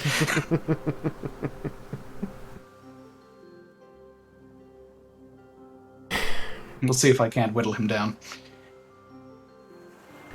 I worry that if you people are the only ones who know how to do this, and you get yourselves killed, the rest of us are going to suffer. That is my concern as well. I would, at the very least, ask him if the information could be shared with a few more people to make sure that, should the worst happen, the world is not left without a fighting chance. Okay. But until I have that assurance from him, I will respect his wishes. Very well. To the best of your knowledge, and she seems to be, like, resigning herself to going back to a script that she seems to be reciting from. To the best of your knowledge, have you had any further dealings with other aberrations or creatures from a distant plane? The Head of character. The next aberrations after the Beholder would have been the Illithids. Yeah. Yeah, and the big blob. Oh yeah. The next time we encountered anything of that nature would have been when we were in the Underdark and encountered some Illithids, including an Elder Brain and a monstrous creation of theirs, which was most fascinating. Sorry. Ask your question. Was the Lich before the Beholder? The Lich was the Lich before. was after Yeah. the Beholder. Beholder was first. But Older was after the Necromancer. yeah. but But the question liches had are been, yeah. the question's been about aberrations or things from other planes, and so Oh, I'm sorry. answering that question first. Sorry. Yeah, no, that is a I- reasonable thing. That like it would be logical to go. I have the rumors placing things in this kind of order. Let's ask about things in that order. So it's a good thing to have brought up just to make sure everything is kept straight. Yes. You do notice that she has not asked anything about Garland. Mm-hmm. You can roll insight on that if you want. I think I will. It was not a garbage roll, since I am decent at insight. That is a 17. Okay. You can remember that the Mages Guild of Tuca was very much keeping the secrets of the specialized magics coming out of research from Garland, and therefore it is unlikely that this would have gotten to her, since the only channel would be through the Mages Guild. That's true. Even though the Temple of Ione in Tuca was very well briefed on it. Yeah. Communication is easier through the Mages Guild. For the You university. also remember that the Temple They of were Ione, also keeping it a bit under wraps for extortion purposes. they were being paid to, which was funding their ability to service the city. Yeah, and they did a wonderful job while it lasted. Okay, so I will likely discuss that with her in a bit. And actually, Laramidas will want to bring up the spell with her, so that is a good segue into everything that happened in Garland. But he is answering her question about aberrations. So mentioned the Illithids, the Elder Brain, and the creation, and he will go in depth about the encounters, what the creatures were like, what he had learned about them from dealing with them, and what he had learned about them via talking with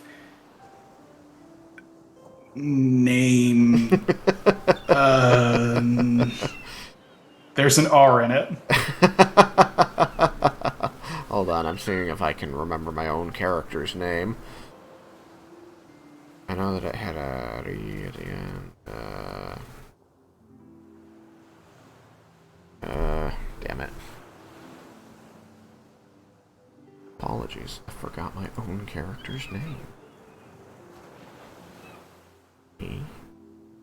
Character. I know I'm gonna see it and be like... Resim. Resim. Yes, Resim. I was right, there is an R in it. Yeah.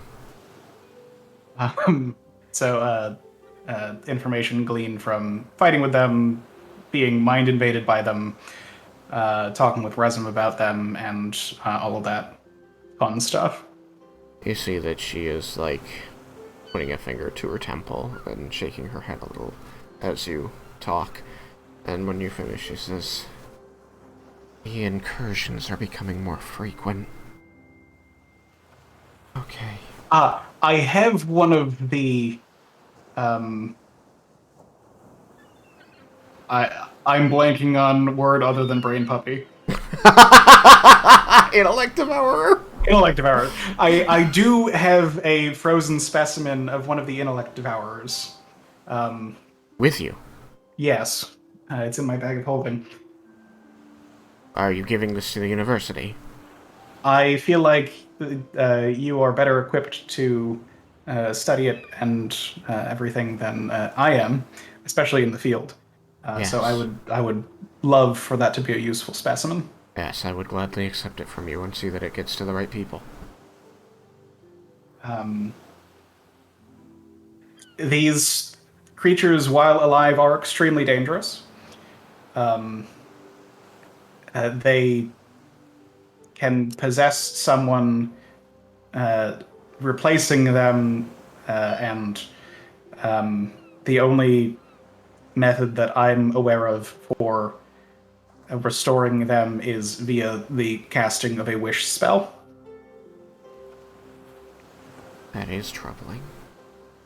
How did you get all of this information?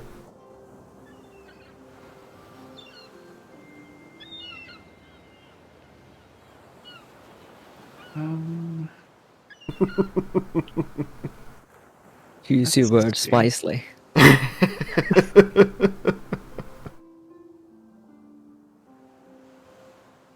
I think.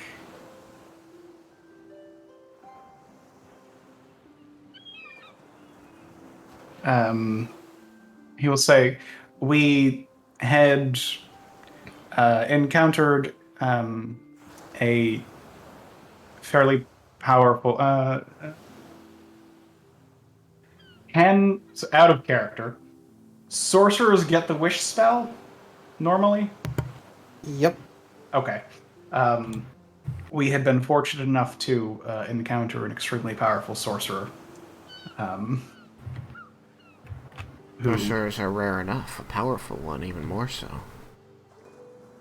I took offense at that. Just means you're rare. Yes, we were extremely fortunate.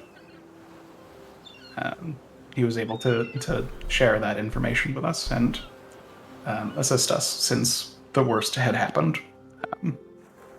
And I feel that knowing that that is a possibility is useful when dealing with these creatures. Out of care, we did know that protection from evil and good prevented that. Yes. So he will share that bit of information as well. Yes, you also learned that protection from evil and good will expel the creature from the body. Oh yeah, and then you just have a brainless hunk of meat. For about a minute. And then you have a dead hunk of meat. There you go. So that information will certainly be part of what he shares about the experience. Alright.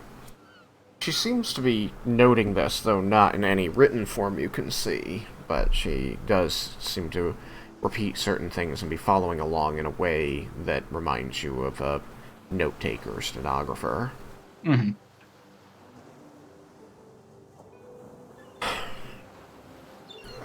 It seems that after the events with Shisharin, you transferred via the Mages Guild to Volinar. Yes. And there you were involved in a coup, which resulted in the death of the leader of Volinar, one Lord Erkin Sivan. He had been dead before the events involving myself and my companions. Come on, he had been you're killed. not going to try the "he was like that when we got here" thing on me, are you? It is true. There had been a group of Drow sworn to Lolth that had taken him out beforehand and were using him as a puppet to cause more chaos. We ousted them, and that is how the coup happened. And now you have instated a former upper-ranking member of the Mages Guild as the de facto leader of Volinar. She is quite competent. I'm not questioning her competence, only her connection to the Mages Guild.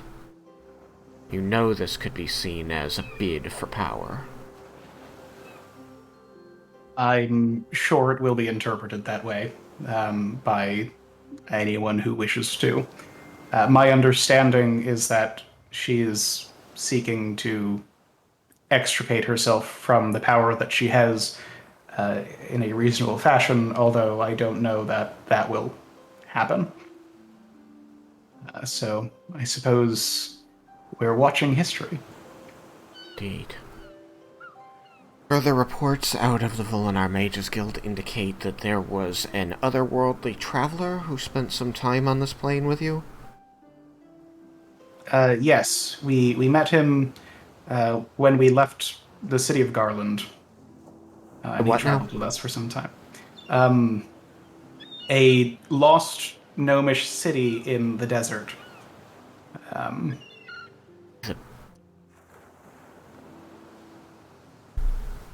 So you're going to step seamlessly from he was like that when we got here to we go and find fairy tales to be real.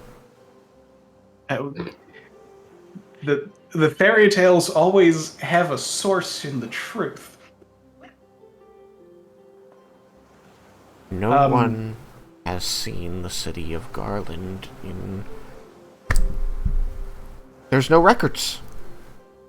I imagine that the last living person to have seen it and make it out of there alive would have been around 500 years ago, as a lich had destroyed it. How many due years to a ago? personal vendetta, about 500. That's not even one elf's lifetime. How could no one have any records of this? An extremely powerful follower of Vecna, who was determined.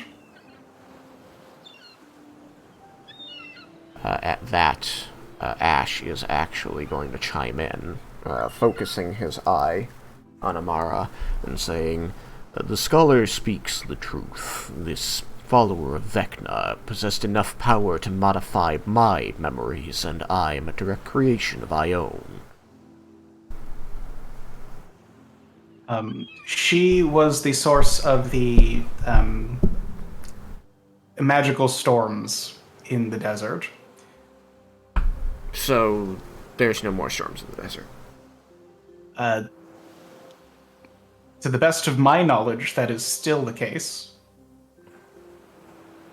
I suppose confirmation with someone in Tuga could be helpful. But we spent a decent amount of time traveling in the desert after leaving the once location of Garland, and there had been no storms in that time. I will. Out of character, it was about a week. Yes. About a week. So we should have encountered one if they were still happening. Everything I know about it indicates that they were a daily occurrence, so... I mean, I trust you. I believe you. You've got a creation of Ione floating above you who would, I'm sure, jump in if you were lying, but... We came to the understanding that the storms were created by a device that she had either created, modified, repurposed, something along those lines, to create a material which that otherworldly traveler that you had just spoken of called residuum, which is a condensed form of magic made physical. Witness this? The device? No, the material. Yes, I was taught how to create it, although it's only in very small quantities. You can take an item that has been imbued with magic and break it down and recover some of the magic that was used to create it. That sounds incredibly inefficient, but still fascinating. It is extremely. unfortunately. But the material is, the material is one of the things that I was mentioning around Nalia's new information that will aid in her research. I see. Do you have any that we could study? It's with my companion who was spirited away, unfortunately. The one He in the was holding... Feywild. Yes. If we have any... Krillin, save us. If we have any magical items, even, say, ever-burning torches, that we are okay destroying, I can show you the ritual and do that so that we have a small amount. But, as you said, it is extremely inefficient. Okay. Alright, you have verified all of the information that has come to me that I need verified. And given me a whole lot more questions I'd like to ask, but I know you need your rest.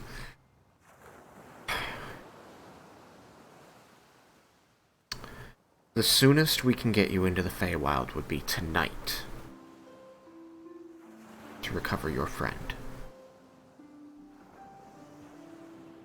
Is that soon enough? Do you need to delay further? I believe that as long as it's late enough in the day that we have been able to have a full rest, we would all prefer to be able to leave as soon as possible. Unless they're incredibly heavy sleepers, I can guarantee that we cannot begin until dusk.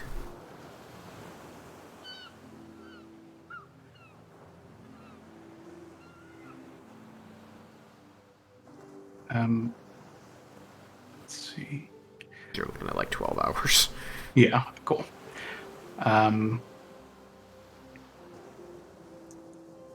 Before I go and rest, actually,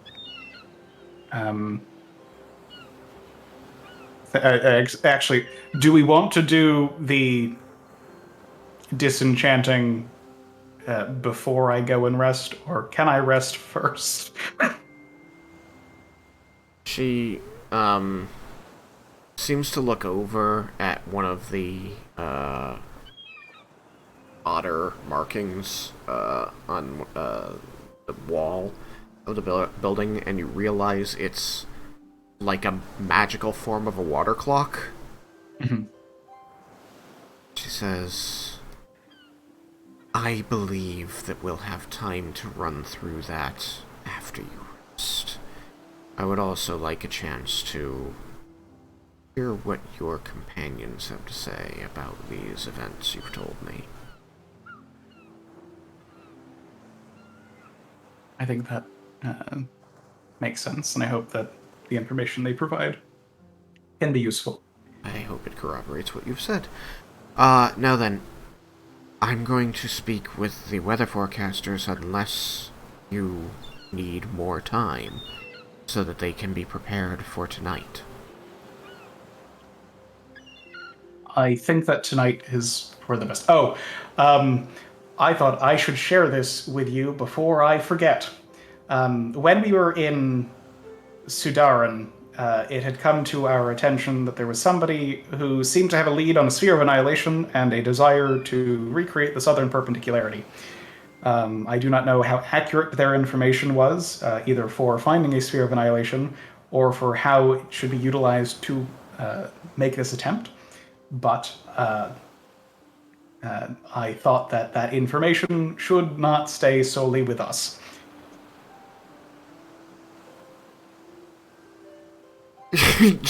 There's just this look of consternation on her face as she seems to be parsing through everything you just rattled off, before she finally says, when were you in Sudaran? Prior to teleporting.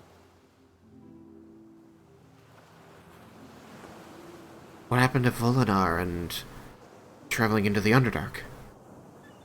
We made our way from the Underdark to Sudaran. The Underdark near Volinar to the border of Sudaran?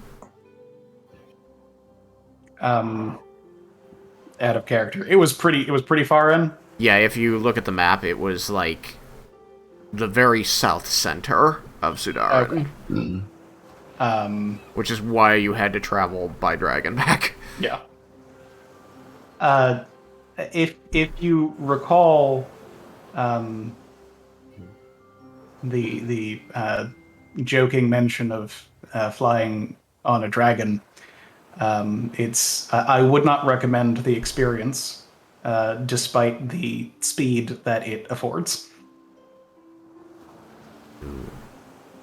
Left Volinar, went into the Underdark, and then got a dragon to fly you from the Underdark, like, waves her hand, like, 'cause that makes sense, to Sudaran.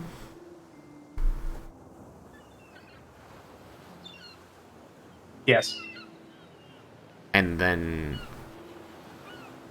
found out that somebody has a lead on a Sphere of Annihilation because they want to reactivate the Southern Perpendicularity. Yes. Yeah, I'd say all of that's pretty important. As I said, I do not know how accurate their lead is. Unfortunately, the young man that we had Young heard man? this from, yes, he was like 15. At most 16. He was perhaps 15, 16, hopefully 16. But he had been talking about companions of his who we did not meet, who seemed to be fairly knowledgeable when it came to magic. And they are likely where he was getting his information. Like covering her face with her hands. Push them down. No. Their fingers are together, pressed into the space between her lip and her nose. Okay, I think that I have assimilated just about all of the information I can for right now. We are not done talking about this. There are many other things that I would like to be able to discuss with you, and it is unfortunate that we are able to leave so soon. And communication via Ash will be more difficult through the planes, as there can be some interference. Ash? The orb turns shorter and says yes. I gesture at the Ion Stone. This is Ash. I'm sorry I neglected to introduce him. Oh. She, is staring up into the glowing eye as it seems to rotate about its axis, looking at her. One of his functions is the ability to connect two people familiar with each other in the same way that sending is done, and provide for a longer conversation, almost face-to-face. The power I wield should not be compared to a mere sending, scholar. I meant that the necessity for familiarity is in the same vein as sending. I also serve as a repository of Ion's knowledge for the scholar. Anything the scholar gathers and learns, I am able to retain and pass on to my next scholar. He kind of stops and then turns slightly so that his eye is visible to you and says, "Apologies for speaking out of turn, scholar, but being that we are in a place of Ion's creation, I did not feel I would need permission to share." Certainly, I merely forgot to say that before. But I am glad that you spoke up. He bobs, kind of turning a little bit more towards you, making eye contact, but does not say anything.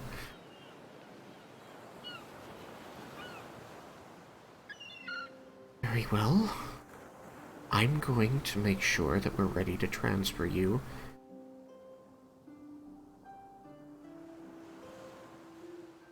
Sorry, I had to. Guess I already forgot.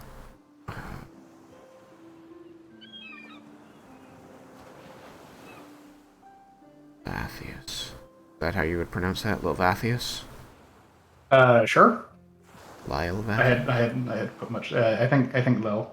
Lovathius? I think Lovathius. Lovathius. Okay. So that we are prepared to transfer you, Lovathius, this evening. Thank you. You may select any remaining room nearby your compatriots, and I will see you in several hours.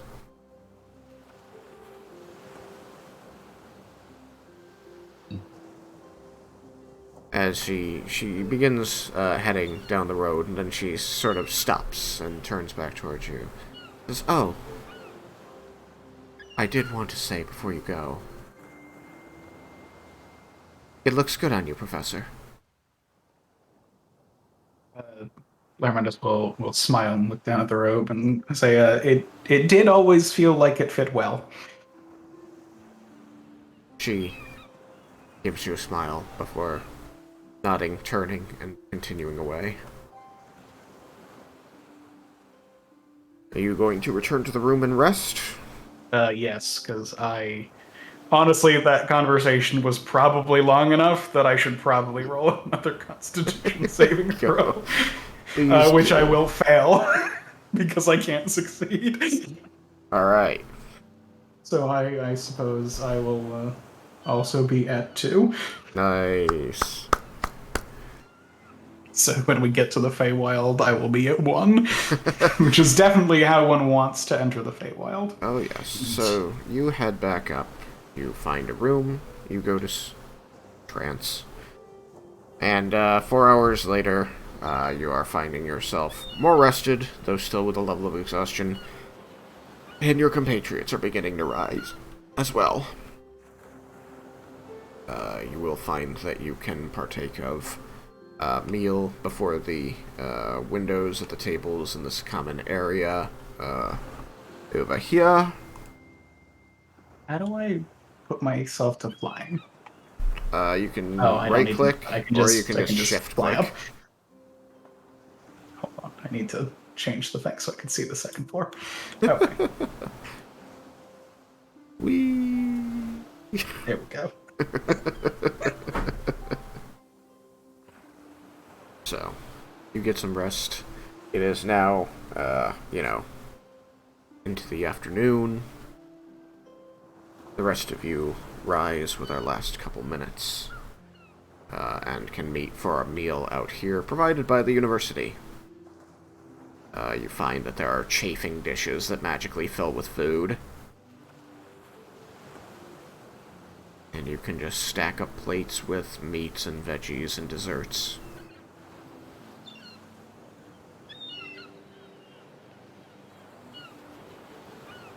They all fall asleep. Was that too long? I don't know. No, I'm still here. Snore. Eat all the food. I acquire food. That would be difficult and impressive.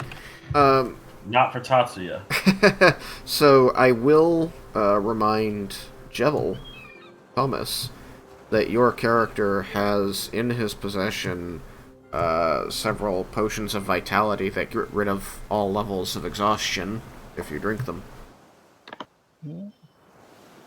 All? No, come on. Right, it is all. It's all because they're ridiculously overpowered. Yeah,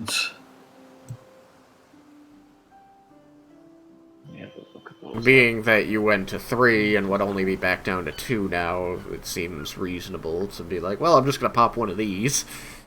Considering you have, like, 8 of them or something. I have 2. You have 2? Oh, okay. I thought you I had might have given some out. Yeah, Yeah, I they got think spread we did. around a bit. I think I have 1. Okay, so, people should probably check their sheets for this potion of vitality in case you were given one. Oh, we got a long rest. You got a long rest, yes. I'm sorry, I should have announced. You all benefit from a long rest. You wake up, not all at once, obviously, because that would be weird, but you can find your friends out in the area I have domed, and take a meal there, which is lunch, as it is afternoon now. As I said, eat all the foods. Okay, so Tatsuya is just loading up food and downing it as only a Dragonborn can. Of course. And I do Raiken. And just when you think, like, there's definitely no way he could eat another bite, he goes and gets a whole another plate.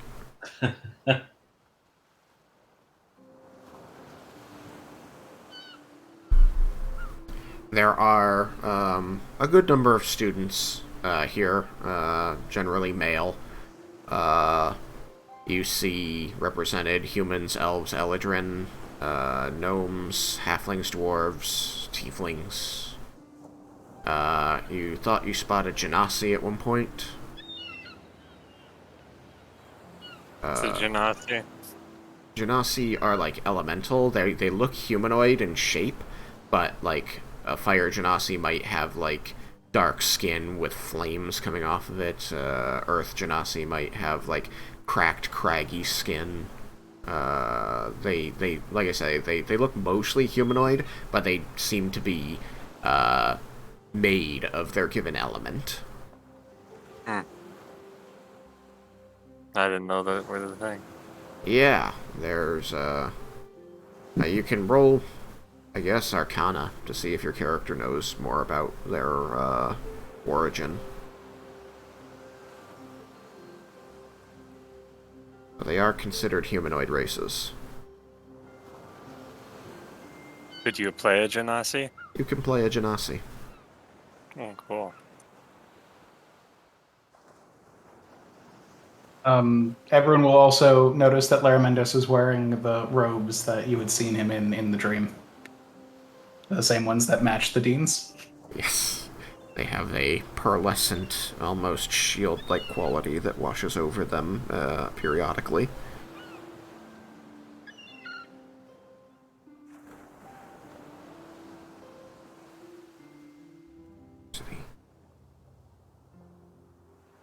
Okay, and the robes themselves are yellow in color. So, same cut as the Dean's, but hers were like a light-absorbing black with the shield, the opalescent shield affect. Yours are like yellow with this opalescent shield affect. Though yours also has like bars on the arms to indicate professorship. Indicate professorhood. Does a wonderful job. He's doing a great job of it.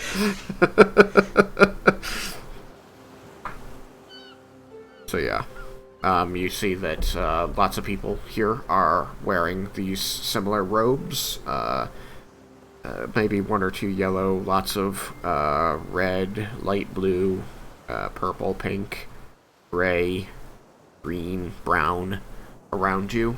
All different colors. None of them seems to have the bars at the shoulder that Laramendos does. And I'll give you a minute or two to say anything you would want to say to each other as you wake up, but we are at time.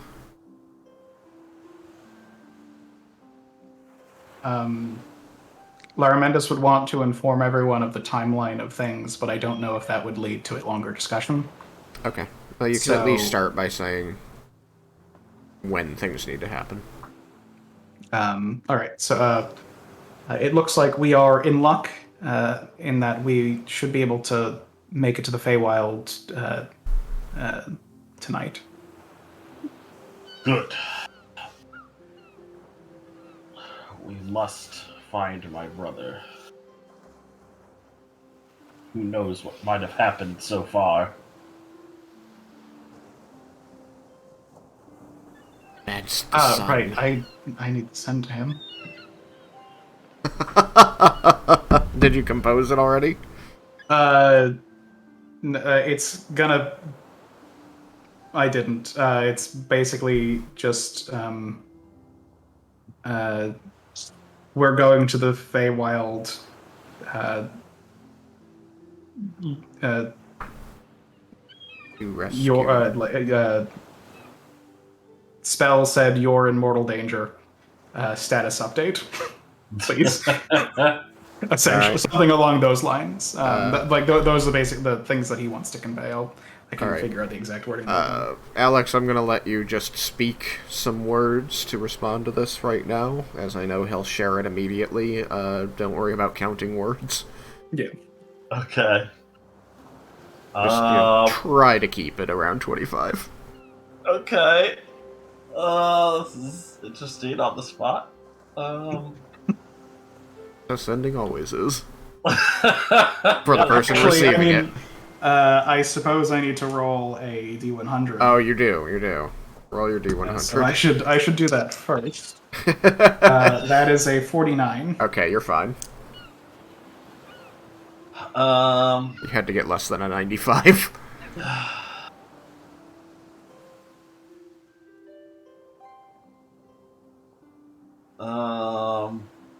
Let's see. Jeez.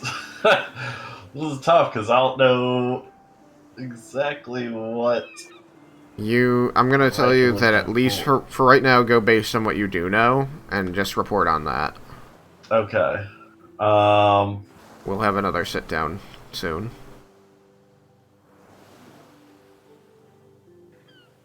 Had combat, came out victorious.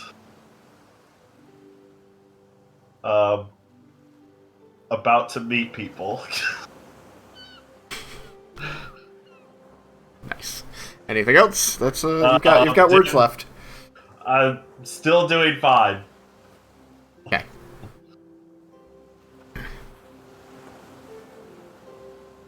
All right. I convey that message to everyone. I love it.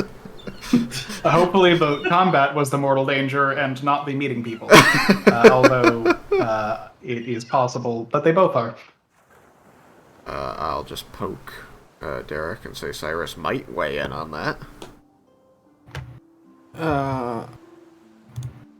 The fact, well, I mean, yeah, the meeting people could be dangerous. I did some reading last night. They are not generally something to be trusted if it can be avoided. Unfortunately, we are not in a position where we will be able to avoid them. But I'm curious to see what your research has found. Well, that's most of it. I was tired, so I wasn't able to absorb as much as I would have liked. There is a short amount of time before we need to travel, so perhaps you might be wanting to do more research. Tatsuya would then chime in and be like, yeah, I'm more worried about him meeting people in the Feywild than any combat that he might get himself into. Oh. Vote of combat confidence from the brother. I think Tatsuya would, based off of growing up together, that he would know that Raiken was a better fighter than a talker. Did we all gather? Yeah. The idea is that you would all be gathering out here where the food is. Yeah, it's always groggy and wine. Okay. It's The afternoon, though. It's the afternoon. If he just got off, then he's still groggy. Yeah. There's a ton of food, just so you know, and it smells It great. said he won combat. Combat could be the mortal danger. And the fool is stubborn. He ain't gonna die. There are worse things that can happen to one in the Feywild than dying. Yeah, but we only have vague information, so we'll find That is out true. when we get there. And I'll continue eating with my groggy self. At dinner with me. I can't skip that again. Would just be distraught. Cancelled so many times. Not sure where I lost Lee. Oh, there she He was hidden behind the wall. Leah! There's Leah. Yeah. Alright, does Leah wake up on her own properly at around the time of everybody else, or is she sleeping in? I mean, she sleeps until she wakes. Okay. So I'm gonna let that be up to you if she sleeps for a long time or not. Oh, well, At least 8 hours. yeah, no, you're gonna get the full 8 hours. You get the long rest. I was skipping to a moment when, everybody has finally woken up, since it would be skewed around by over the course of about an hour anyway. So, you can get up if you would care to move your character over to everybody else's. They are discussing your father.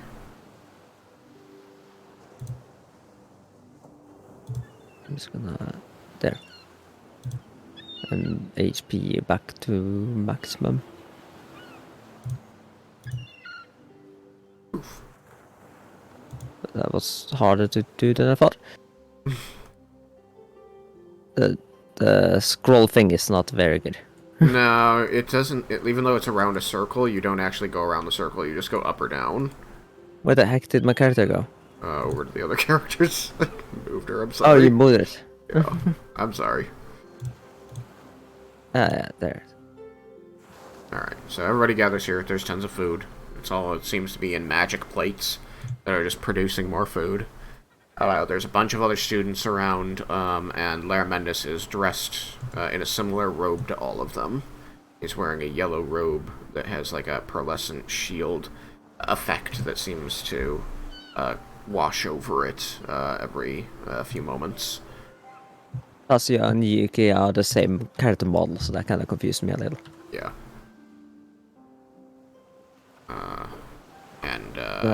You recognize what he's wearing from the dream. Now I get an even stronger case of familiarity. Morning. Or good day, good evening. What time of day is it in anyway? Good afternoon. Did I lose another exhaustion, by the way? Did you lose? You lose one. So anybody who got a full rest, which is everybody, may reduce their exhaustion level by 1 point. Okay. So, level would be down to 2. I know that I just discussed with Thomas that he and some other characters have a potion of vitality, which can remove all levels of exhaustion. So, just remember that you have those and can use them whenever you like. No. Yep. And then just let me know if you're using it so I can be reminded that you don't have exhaustion anymore.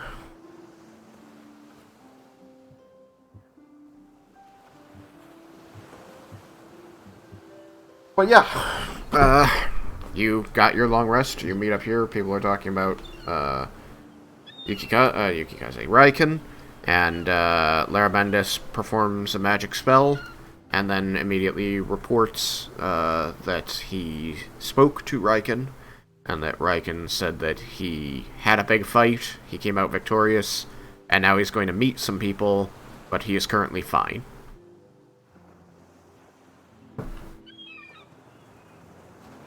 Which is more information than I had expected. Notice he didn't say anything about Syntheramel still, though.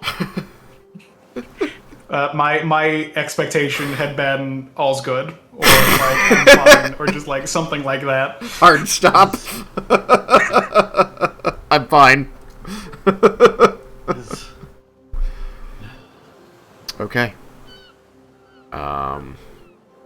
We can pick up here next time we meet if people are satisfied. I'm good. Okay. That sounds good. Cool. Then, thank you all for joining. I hope you had a good time. Wanted to make sure that we got some actual use out of this map, so it was a bit more of a talky thing.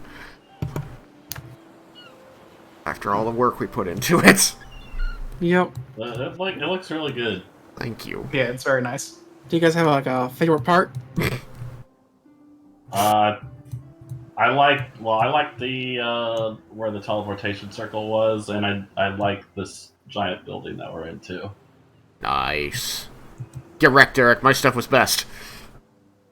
We worked on the teleportation circle equally, but maybe not the building it was in. I'm Well, I kidding. thought the teleportation circle looked pretty cool. Yes, Derek put Yeah, lots they of have these, shiny like- things on it. Yeah, they have like these testicle oil things that's I have barely poking through the bottom of it for the lightning. Yeah, I saw after I restarted the program that was actually working. It was weird that it Yeah. wasn't before. Yeah, I'm just glad. So I'm just glad we didn't delete them since it decided to start working. Hey, Cameron! Alright, then, again, thank you all for joining, and hopefully I will see you next Tuesday, and Alex, you and I will get to sit down again sometime in between. Mm-hmm. Oh, he sounds so excited. I mean, I am excited. I'm excited, and I look forward to when they get released and people can view them. Yeah, they're good. Alright, then, for now, bye stream! Bye. Goodbye.